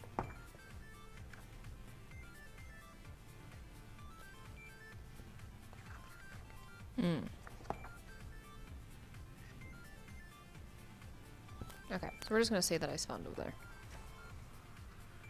Just turn my ship. Oh yeah? Yeah. Oh yeah? Yeah.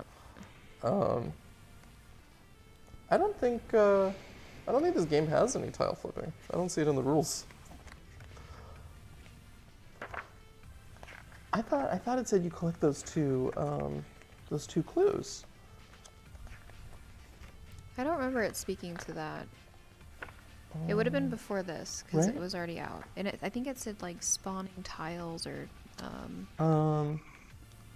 Keep going this way. You think it's this way? Yeah. Oh wait, what's this? Crow's nest. Oh no. Let's see. Your crew. Like. This was line of sight. What is this? Schematics. Schematics. Player Ship different seeking. Going. Well, so here, crow's nest will be present on this to reveal new map tiles. So.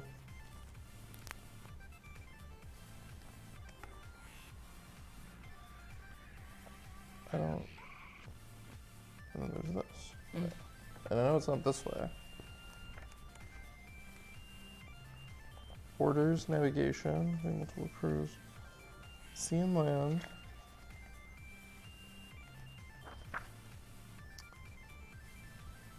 Islands and expeditions. What the fuck? I know we read something about this. Oh, revealing new map tiles. To reveal a new map tile, a player's ship must be facing into the and blah blah. Once these 2 requirements are met, spend 1 navigation point, reveal the new map tile, 2 if in a rough space, okay. It is immediately placed, and the map tile's clue reward is collected. You do collect them. Oh, did you collect this one then? No, I think it's just because it's the first one that got put down. I don't think you collect it. Did it say that? I just kind of assumed when it said like flip it over and then spawn your ship on it that I think that's kind of what they mean. Huh. These like don't line up.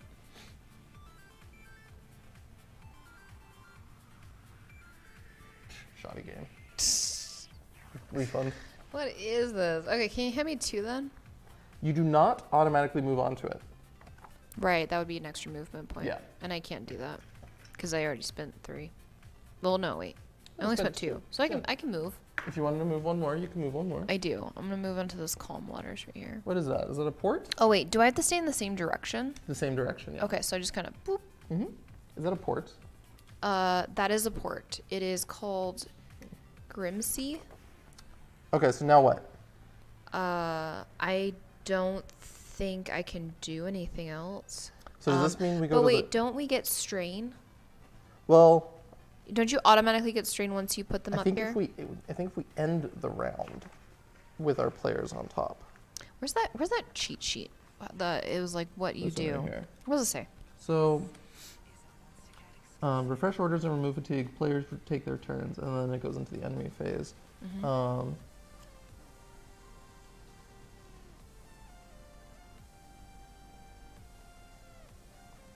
Oh, players win by reaching the end of the discovery track before the enemy. Players may issue as many fresh orders as they wish on their turn and refresh 3 at the start of each of their turns, always round down. See, this is what I don't understand. So, like, if on the start of each of their turns, so, like, is it my turn now? Is it the enemy's turn now? You know? I think it's the enemy's turn now. Because you played, I played, then enemy would play. So it says there's no set sequence to what a player does on their turn, and they're free to take whatever available actions they want. The player phase is over once all players have had a turn. Okay. Yeah. So the player phase would be over. And then if we take a look at the movement, I'm positive we will each receive a strain. I know we'll all receive a strain.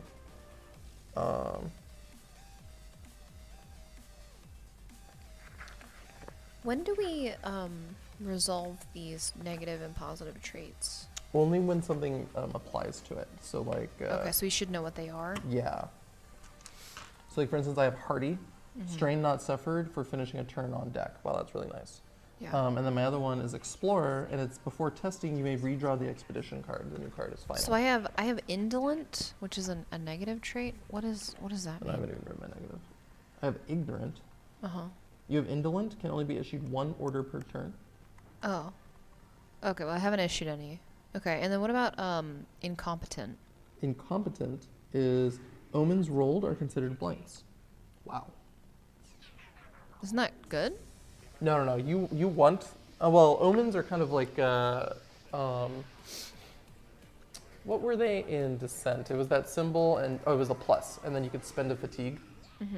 Same thing. If you roll an omen, you can spend an order, and it counts as a hit or an evade.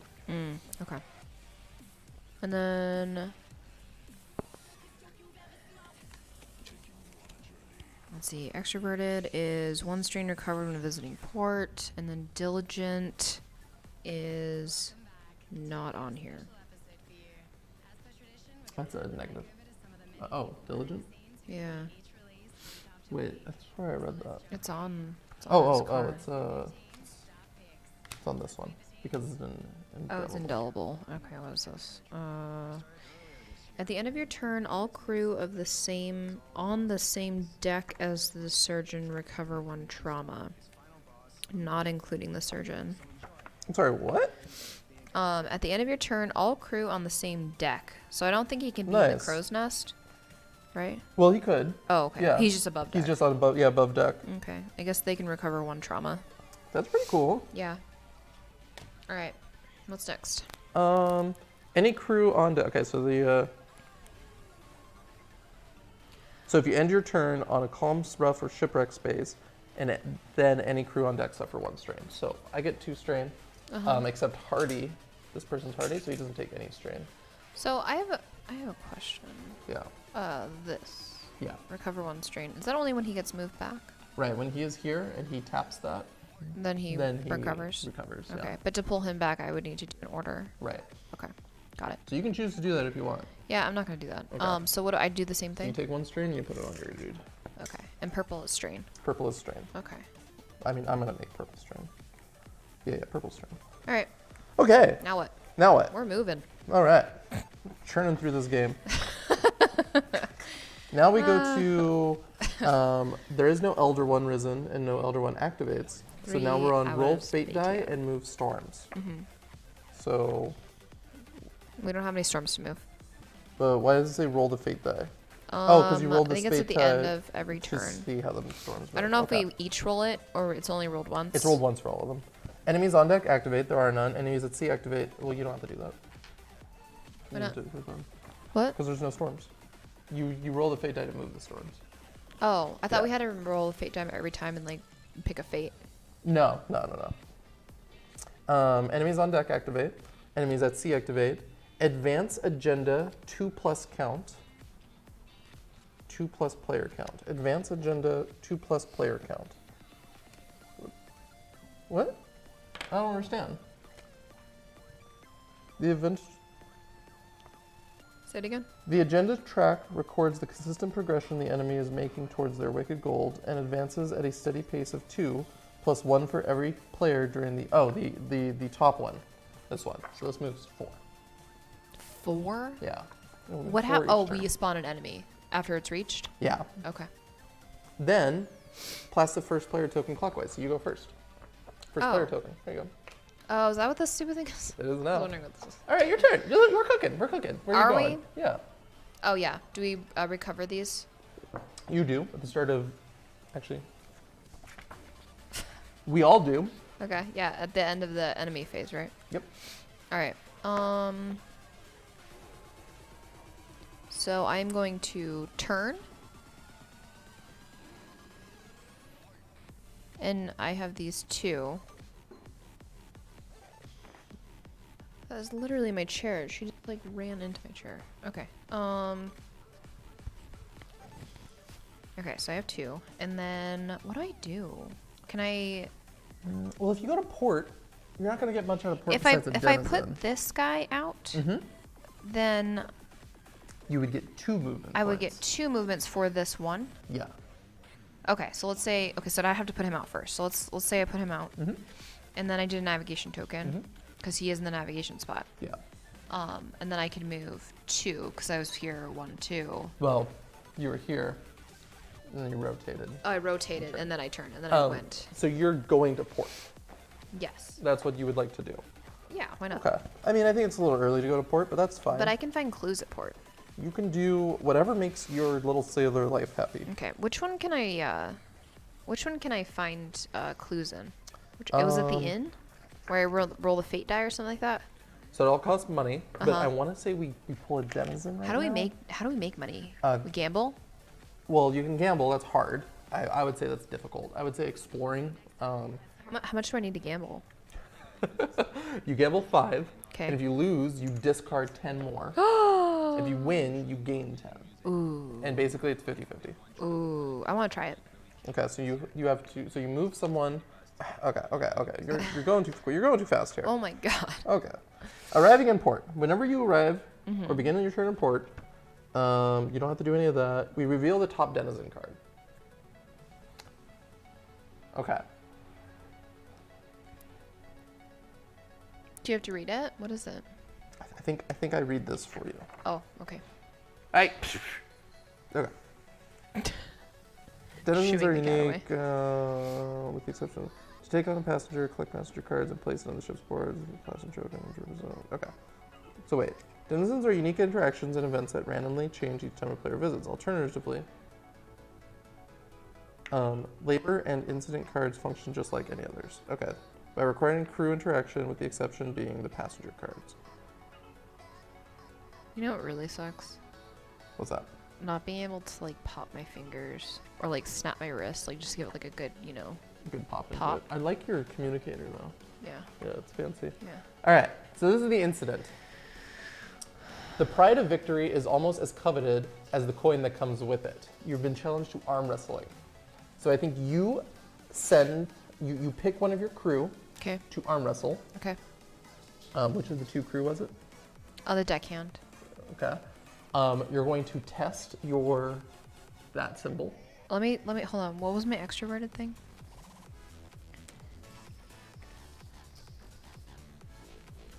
One strain recovered when visiting port. So you gain a strain. Or remove a strain. Remove a strain. Okay. And then we'll flip this over. What is incompetent again? Incompetent is omens are considered blank results. Okay. Okay. So go ahead and roll the fate die. Roll the fate. And if it's less It's a 2. than your test, that number right there. Oh, this is my test? Mm-hmm. Okay. Is it less? Yeah, it's 2. Then you pass. You collect 25 coin. Ooh, time to gamble. 20, and then 5, I think, are the, yeah. Okay. Where's he at? Is he at the inn or something? He's nowhere. Oh. It's just an incident that happens. Okay. Can I see that board? Let's go back. No, report. Art.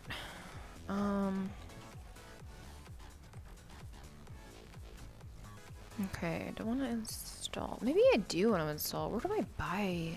Well, you would go to the shiprot, Uh-huh. and you would do the improve action, which allows you to draw 4 of them, and then you could buy one of those and install them. What does that mean? Is that people? That's Are the stuff for your upgrades? ship. Oh, it's upgrades for my ship? Yeah. I just draw 4 and I have to pay for it? You can choose which ones to buy. Do I have to buy them? No. Okay, I want to go to the shipwright first. So I think this is why. The turns take forever. So I wanna send this little dude over there. to the Now, I want to shipwright. say your turn consists of you sending him, and then you can send someone else, and that's your turn. But I think I can do whatever I want. Can't I? Let's find out before Okay. you pull this trigger. Alright. How do I always lose where the fucking port goes?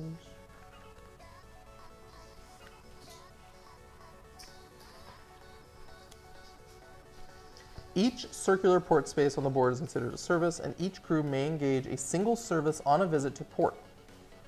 So Okay. each crew may engage in it. Some services have multiple functions that may all be engaged whilst a crew is there, such as a shiprot, whereas others have many services with single functions, such as the inn.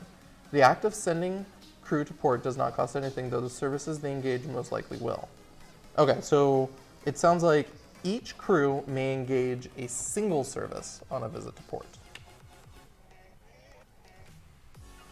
And I can only do one? Yeah, so each crew member can only do one service on a visit to port. All right, can I see that paper again? Yeah. I want to choose. And so does that mean like once my turn's over, I have to leave this port? No, you can stay at the port. It will still be considered part of your previous visit to port. So I wouldn't be able to do anything. Correct. Oh, okay. So a person can only do one of these things. Yeah, so you would basically, your turn wouldn't be over because you could still leave and continue your turn and spend orders, but you're pretty much done on that specific visit. Now, if you left, moved one space, turned around and came back, that's a different visit to port. Okay. Now, is sending them to port an action? Mm-mm. No. It's free to send them to port. Okay.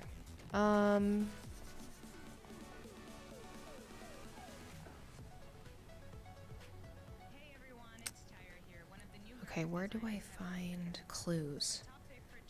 I can find clues. Stay a while and listen. Oh, the In the market inn. clues. Stay a while. Where's that at? Okay. Stay a while and listen. Oh. It's a gamble. Okay. If Oh, you it's can get 10, clues. 10 coin for a clue. I wonder, what is this 3 treasures?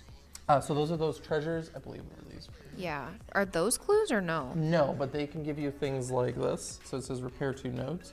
So it costs 10, depending on where you might be, and then you can take that and sell it place. Or you could use the Use item, it. you know, But I'd if have you to need buy it. Some of these may contain clues. They may. There is a chance. I would assume This is it's a hard. bad chance. It's a what? I would assume it's not a good chance. Okay. Yeah. I'm gonna send my deckhand to the shipwright, and then I'm gonna send my surgeon to the stay a while and listen. Okay. So take this here, and then your surgeon's gonna go stay a while and listen. Yep. So go ahead. Are you gonna pay 5 to take your chance, or are you gonna pay 10 and collect clear instantly? You do have 30 coin. You could collect 3 clues. Am I allowed to buy as many as I want, or am I for only that, allowed to you buy can one? Buy as many as you want. Oh, You really? can actually take your guy and move him to the university, and then buy 3 clues, And then give it to the other turn guy, it in. and then have it. Okay, I'll just do that. I'll just buy. I'll buy 3. Yeah, because you have like a plenty. You have 40. I mean, you have 30 right there. And Right. You have how much money left over? 35. 35. That's Yeah. pretty good. Well, yeah, that's really a good way to nice. start. Yeah, then yeah, you could it's only like. 5. So I have. What is this for? Oh, give me the 2 5s. Okay. Okay. So, So you let's just say deposited- I just deposited all of those. We did it. What's that? Player advances 1 discovery. Yay. Now, I think this means we draw a story card. Okay. I think you're right. Go ahead and do that. Just start at number 1. I'm thinking maybe now you draw one of those cards. Oh, wait. We no. forgot to do sea events. Yeah, we did. What are sea events? Whenever... I forgot when you were supposed to do them.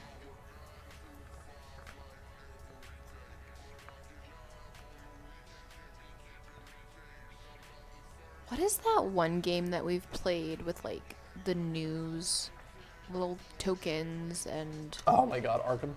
Oh, Arkham Horror. This very much gives Arkham Horror vibes. I don't know about you. Sea events. Is there like a description of what sea events are at the beginning of this book?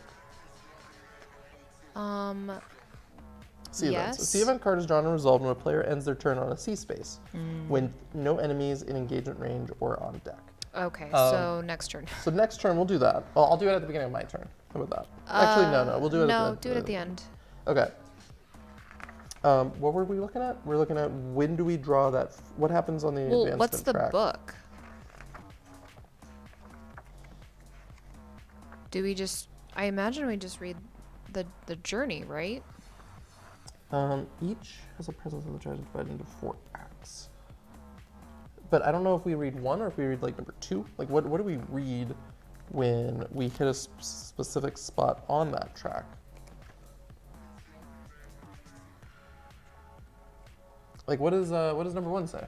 We just might as well read it. while we're sitting here. Okay, so number 1 says, "In truth, I cannot wholly explain my misgivings, Captain. My loyalty to you is unwavering, and you kept morale as high as you could, but I lack the will to see our journey's end. With your permission, I'd like to depart and discover what else the world holds for me." And it says, "Allow their departure. Discard a crew and +2 plus."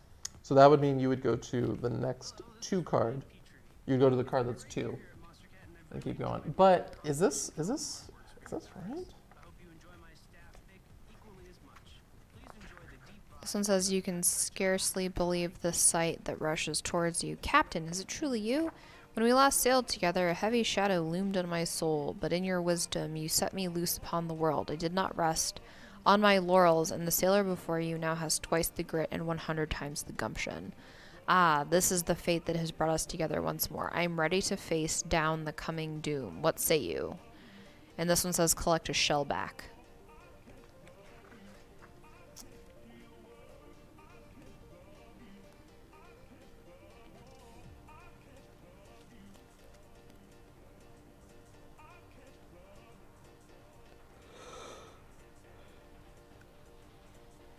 I don't know what this little book means. I think this is the end of an act. That makes sense, right? That makes sense to you? That makes sense to me. Sure. What is this card again? This one right here? Expedition. Expedition. Okay. Um, When do we draw those? Whenever you make an expedition. So if you have a dinghy, when you go on to an island, you can do an expedition. Oh, gotcha. So it says, okay, end of an act is when you reach that end of act space on the discovery track. That's got to be that 1, 2, 3, 4, and 4 acts, right? Yep.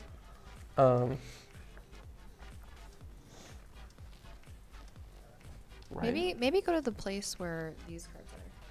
Those cards are. The story? Yeah.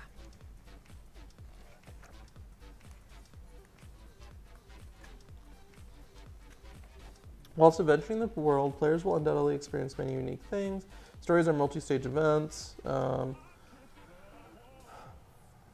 that can begin in and cross over into Sea Expedition and Denizen decks. They take place over the course of 3 cards and always consist of a card that triggers a story, a journey, and an epilogue. And then talks about the narrator rule. Triggering stories. When the game begins, the Sea Event, Expedition, and Denizen deck consists of cards that have the potential to trigger stories. Once a story has begun, that player is the owner and no one can claim cards relating to that story. If a story card... Wait a second. 1, 2, 3, 4.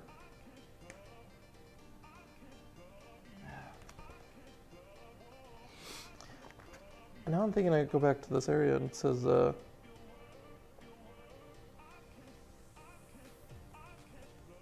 set the length of the game you wish to play by placing the Elder One Discovery token on the corresponding space of the Discovery track.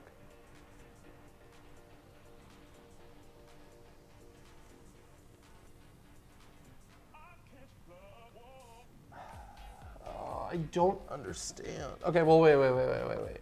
If this was the middle, right? If this was a medium length game, where are the 4 acts?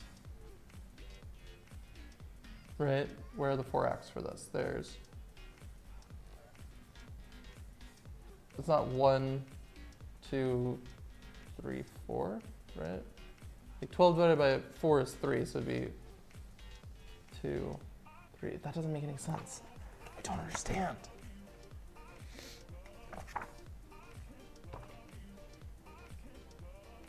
Just gonna Google it. Gonna Google it. Okay. Everrain, book, symbol. I'm gonna start closing doors. It's freezing in Discovery here. track. Yeah, it's very cold.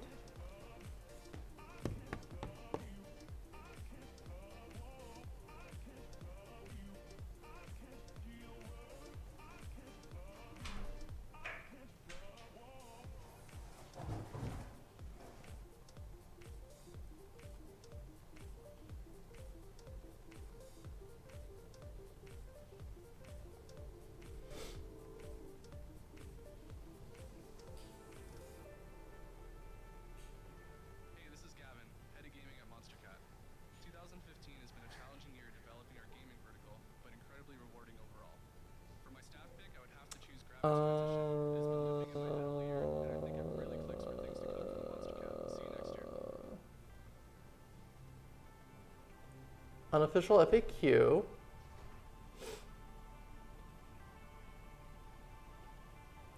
I want to get a positive phrase when you roll for shipwrecks. If a player fails an expedition, if a short game has the token placed at space 8, but I still have to reach space 16, doesn't that mean a short game is a lot more difficult than a long one, as the Elder will respond much more quicker?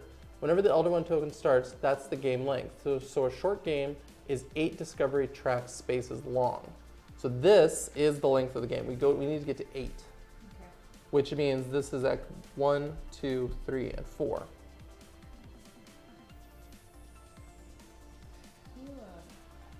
You move that down.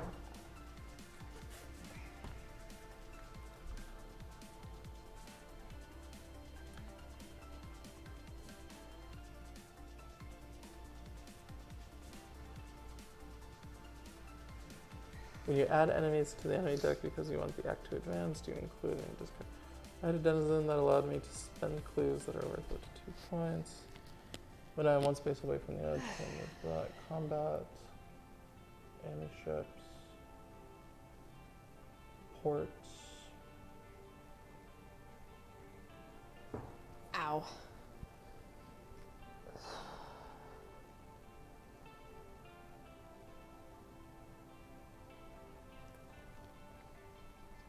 Ava, no. Hey, what's up? This is Connor. You'll see the cords wiggling underneath the TV. Oh my god. Stories in 2016 that I can't wait. Whenever the Elder One token starts, that's the game length. So a short game is 8 Discovery track spaces long, etc. So what I don't understand is when he starts on 12, what are the 4 acts? Or am I misinterpreting what the acts would be?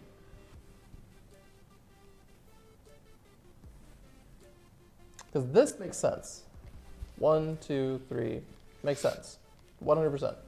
What if it's on This 8? makes sense. 1, 2, 3, 4. Makes sense. Okay. Completely. Maybe those aren't acts.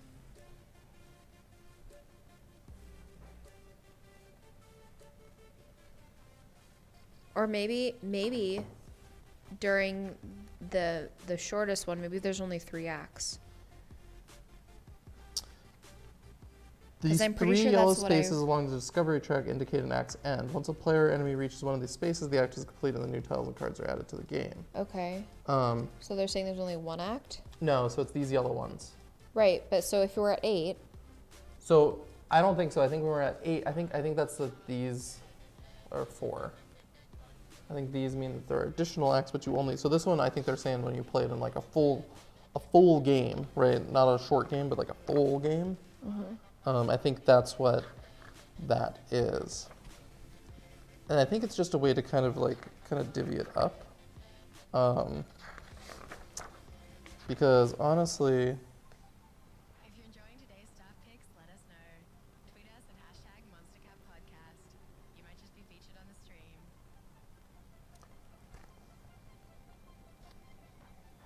because if you were on a 12, I think you would just do, it would be every 3, right? So it'd be 1, 2, 3, 1, 2, 3, 1, 2, 3, 1, 2, 3. I think you would just do that. Yeah. So I think for us, I think you just pushed us into Act 2. Okay. Yeah. So that is this. No. So at the end of an act, we got there first. I mean, maybe, I don't know. At the end of an act, we got there first. Each one gets a new order of choice. Okay. So what order would you like? I think just for future me, I think artillery. It's a good choice, good choice, good choice. Because you like to shoot things. I Well, I think I will need to shoot am things. going to shoot things too. Okay. Then, we're going to pay our crew wages. There goes 10 gold. Oh. There's 15. Ouch. So Then, okay, so we didn't do this. collect all enemy cards with an act value equal to the new act and shuffle them into the enemy deck. Can you do that for me? Say it again? Find all the Act 2 enemies. Yeah. Should be in order. Now, we don't have any ongoing stories. Place player and enemy discovery on the end of act space, ready to begin the next act. So they kind of join us. Oh, so we're like fighting to see who can get to the next act first. Spawn a storm tile equal in size to the new act and an enemy ship on a random enemy ship spawn space. So there's no. Hey, this is John, but you probably know me as Going Quantum. I'm the head of music at Monster Cat, and it was really tough. So where do we spawn those? Just one state that tracked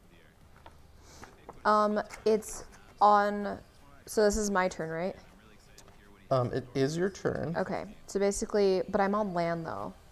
It said to spawn it underneath whoever it is. And the direction of it doesn't matter. It's up to the player. But since I'm at the port, I don't really know. So you start it with you, like on you, and Yeah. then you get to choose where from the port. So it does start on the port. It does? It covers it up. It covers the port, yeah. Okay. Wait, so it doesn't move? They can move. Okay. Yeah. So it starts at the port and then just in whatever direction. Yeah. Where was I here? Yeah.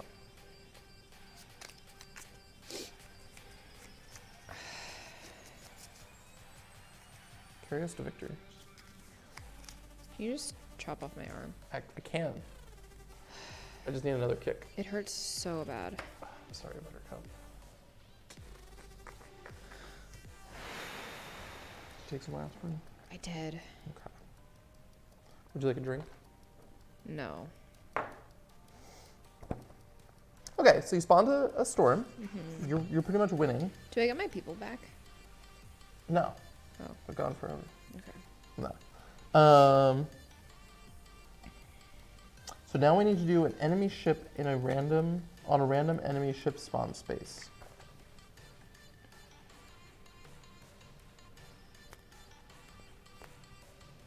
I don't think we have those enemy ship spawn spaces yet. What does it look like? It looks like that. It's like an evil thing.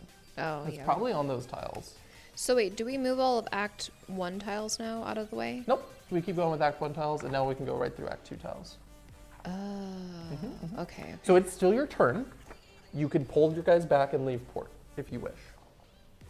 I don't think I can do that. The only reason I say that is because currently I've already spent 2. And to get out of that space, I would need 2 navigation tiles now, just to move. So you would have to move someone to navigate. So, yeah, I'm going to move them back. I'll put 1 here to explore and then 1 back on navigation. Let me see. Let me double check that I'm not I'm not fucking that up. Okay. Because when you leave port, Mm-hmm. departing from port, once the player has concluded their business, all crews that went to port are returned anywhere below deck, and the face-up denizen card is discarded. Oh, so you put that denizen card face up. So this deck actually goes somewhere else, and then when you come here, you put the card face up. Okay, like and that. we resolved that card. We did. So Okay, it so you can just go- leave it face up. it was back face up. Just put the new card face up. Oh yeah. What am I talking about? Yeah, just leave it face up and then put the deck next to it on the Yeah. other side. It's still in frame. Yeah. So these guys actually go below deck, wherever you would like them. Now you may choose to move them above deck by spending those orders. You can also change your direction any way we want to right now for free. For free. Okay. I think I'm just gonna turn a light around. It's called a 360 no scope. My question to you is so I still can do a crew order, and I'm going to. My question is do I need to, if I was, because I'm going to move into this space next, I don't need to have it here. I need to have one on navigation. Yeah, so what's going to happen, so this is what's going to happen.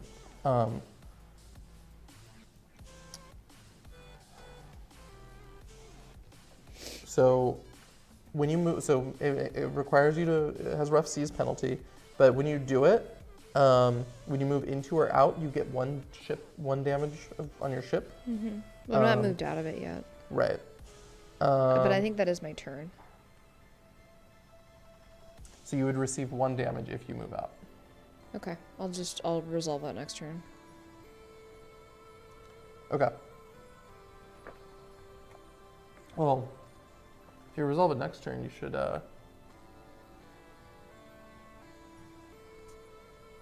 Should what? shouldn't you leave this guy at port? Why? So he doesn't get any damage. Because now you're in sea, so he would get a strain.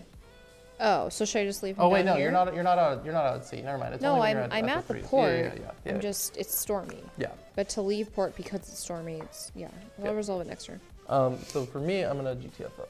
I'm gonna grab And one. I don't move these back quite yet. Not yet. Okay. So I'm gonna spend 1. Mm-hmm.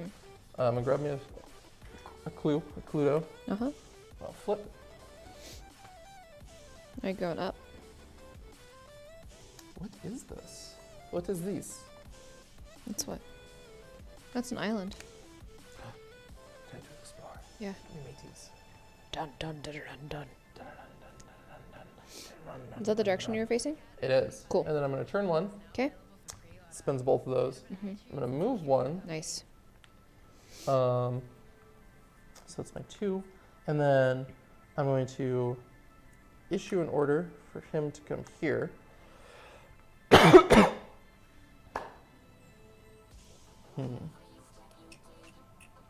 Yeah.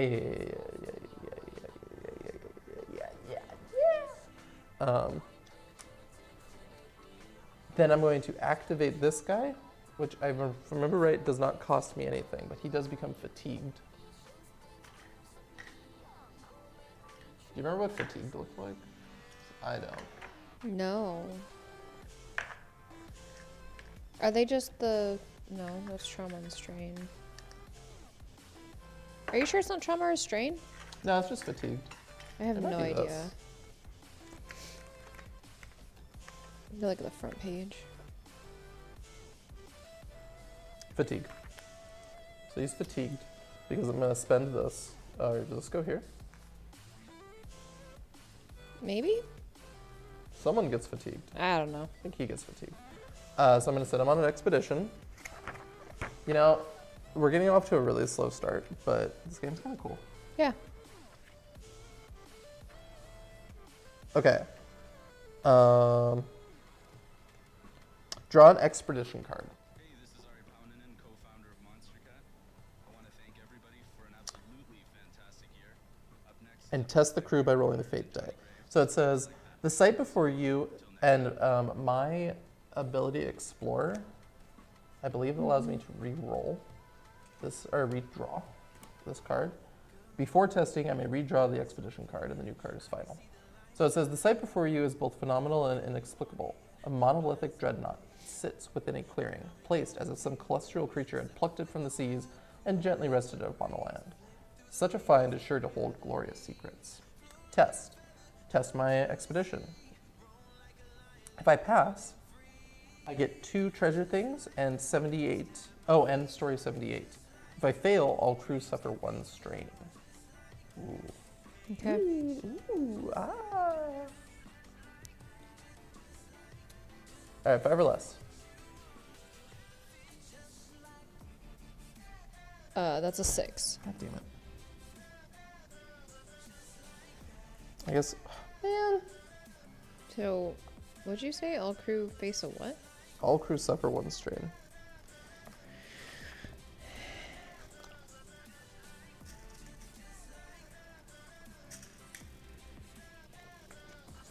It's just kind of satisfying how these fit in here. Yeah. I remember when I was really little, I was in the Awana Club, like a Christian club, Yeah? and they had these little pins. There was a Christian club? Uh-huh. What'd you call it? The Awanas. I've never heard of this. And I'm glad I Yeah. haven't. Yeah, it was really creepy. They had like Sparky was their little mascot, and it was like this creepy little smiley face guy. Let me show you. I'm literally sad. I wanted that to pass.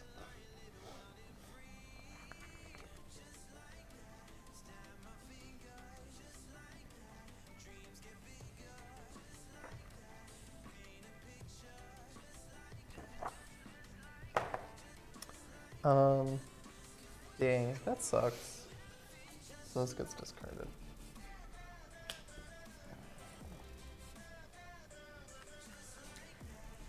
I just remember collecting points in the Awanas, but apparently the Awanas is where children play games, recite Bible verses they've memorized, and learn Bible lessons. Oh, how were the Bible lessons? I honestly don't remember. It was when I was like under 5. I feel like it was a place for my parents to just stick me. Yeah.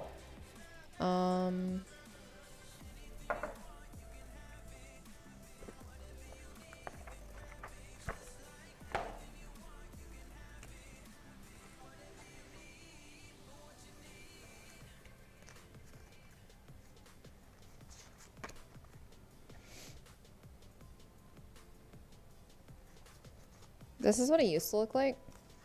What the fuck? Yeah, and then this is what it looks like, I guess, today. But they give you this little vest, and these vests, they had little plastic pins, and the pins you could put little jewels in. That's kind of cool. They would give you a little jewel, and you could pop it in there. It was Fucking actually really cool. Gamification. Yeah. All right. End phase. So the fate die will roll and move some storms.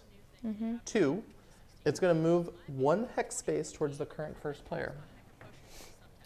Almost gets you free. Pretty sure even if it moved out of my space, Oh, you think you would get damaged? I think I would no matter what, because I was in it. Yeah. Right. Fair. Unless I just waited for it to blow over at port. I don't know. I mean, that makes sense to me. I have no idea. Are no enemies on deck. There are no enemies at sea. We advance the agenda deck. 1, 2, 3, Yeesh. 4. And then we pass the first player token clockwise to me, so everyone refreshes 3. I'm going to cry over being unable to... go ahead and also remove your fatigue. I don't have any fatigue. I do. God damn it. Okay. So I'm going to spend a navigation. We're going to go 1, 2. And then I'm going to spend 1 more navigation to go 1, 2. And I'm going to dock at port. I'm going to take a... Go ahead and read it for me. Okay. All right, this is called barrel tossing incident. A curious tradition of this port is their regular Copper's Toss event, hosted by the highly regarded local brewery. Into the victor goes the most splendid batch of the year. Oh, the elation that such a prize would bring. So you're going to test your little backpack. Okay. So go ahead. I guess we'll use this guy. So we'll do 4. Yes, I passed. Is it under? Yeah, it's under. Okay. So you refresh 2 orders. Oh. Okay. Yeah, cool. Yeah. So you can spend 2 more, right? I can. So I think what we're gonna do is move this guy. What do I need to do? I don't have very much gold left. Oh, we didn't pay our crew cost. Do we have to do that? I think that's coming up. Is it at the end of the enemy's phase? Well, we already did the end of the enemy's phase. Oh. When did we pay our crew cost? Oh, but also we didn't do a Oh, we didn't do a storm shippy event thing. again. I always forget. There's so many pieces to this. Oh, end of act. End of an act, we pay our crew cost.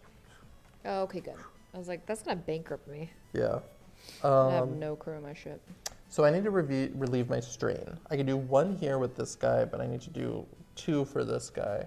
But it costs 10 to do that. So maybe I don't do that. Maybe I just keep tapping this every turn. So maybe I spend some 20 gold-ish on ship upgrades. So we're gonna draw 3? 4.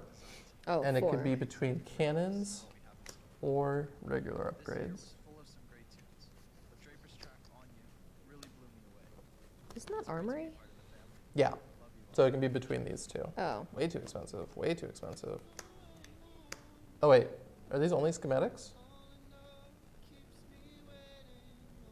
Don't these have prices on them? Some of them do and some of them don't.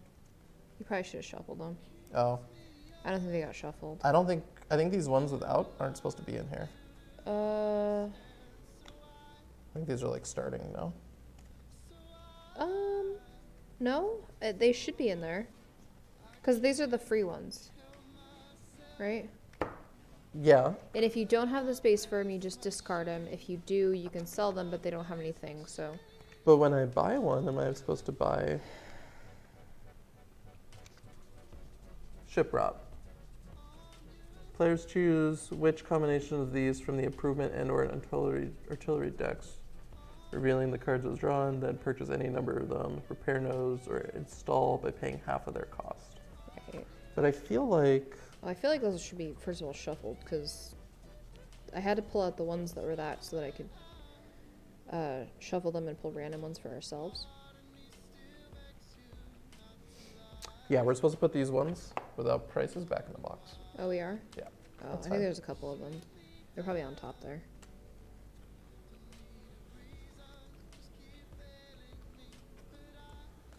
Okay. Okay. Um, You should give those a shuffle and put them back. So they should go back in the box? Yeah. So I can install them for paying half the cost.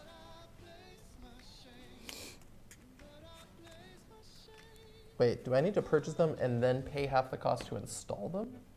Oh shit, because they become on schematics and then you install them. Oh my god, that's expensive. So I could do this as a second port and then at least be able to fire on both sides and have enough gold left over. So I'm gonna do that. Okay. What do you think I do with these? Can I just put them in the discard? Probably. Okay. What else can I do? What can I do for free?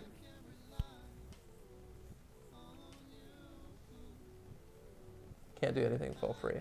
So I'm going to bring him back to there. We're going to go ahead and fatigue it. He recovers 1 strain. Shit. Yeah, there's nowhere really to explore.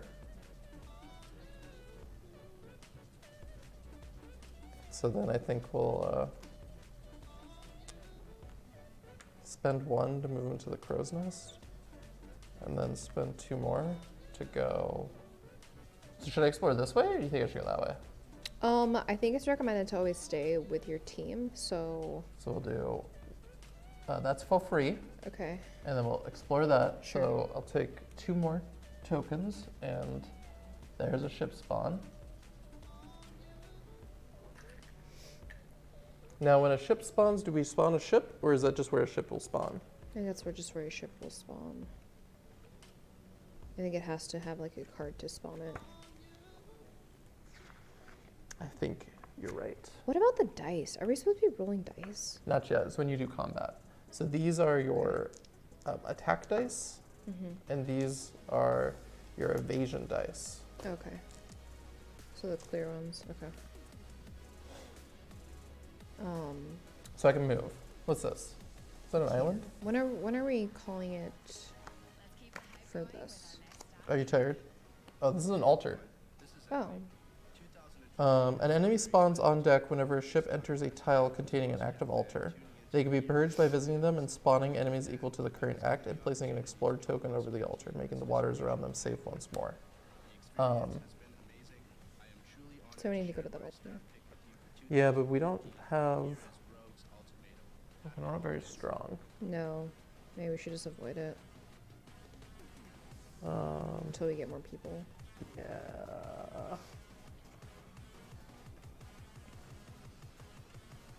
No, but I think I'm crashing. Okay. I've been doing this for 3.5 hours. Yeah. We can end it here. Okay. We need to list the Scarlet and Violet stuff anyway. Okay. Or at least everything that you want to sell. Yeah. Just a reminder for anybody who's watching, we do post Pokemon cards on TCG under J&J Gaming Factory. Yeah, go check it out. We'll be posting Scarlet and Violet stuff. Technically, there's already Scarlet and Violet posted there. We did get it on the pre-order, so we had a bunch of cards. We opened up some ETBs and booster box. What are the little ones called? Little booster bundles. Like little booster bundles, yeah. Yeah. But yeah, okay, so I think, I mean, I like this game. It seems easy once you get it. There's a lot of moving parts still. Yeah, we haven't even done a sea event, which Right. would have been feeling emboldened by their communal aggravation. The crew announces that they worked far too long without compensation for their efforts and demand immediate reparations. Then you can choose to pay their wages or spurn their demands, and then that doesn't give you an additional story. But I'm sure other ones would have. Yeah. I think it's a really cool game. I think it would be really fun to try it again on Tuesday. I think so too. Now I that we think kind of know should- the setup, Yeah. we didn't really do anything, but I get the game now. I get it. Right. I don't understand combat at all, actually, between these dice. Like, I don't. Oh, this Yeah. is a critical. That's right. This is a hit. Yeah. And maybe what we do is on Tuesday or maybe Thursday, we set this all back up and then we continue playing through it. Because now we've at least gotten this far. Yeah. We understand roughly what it's supposed to set up like, what it's supposed to look like. So I think that'll cut back on time a lot. Yeah, yeah. I am going to take a picture of all those though. Yeah, so we have a good idea of like kind of where to put everything. We can Yeah. honestly leave everything in those little tins. I bet maybe. Yeah. Maybe not. We'll see if we can fit it in there. I think it'll be fun. I think it'll be good. Yeah, I mean, we can just get those and set them off to the side. Yeah. All right, well, let's end here then. Yeah. And then, yeah. All right. All I'm right. just going to go straight cancel. All right. Bye. Thank you for watching.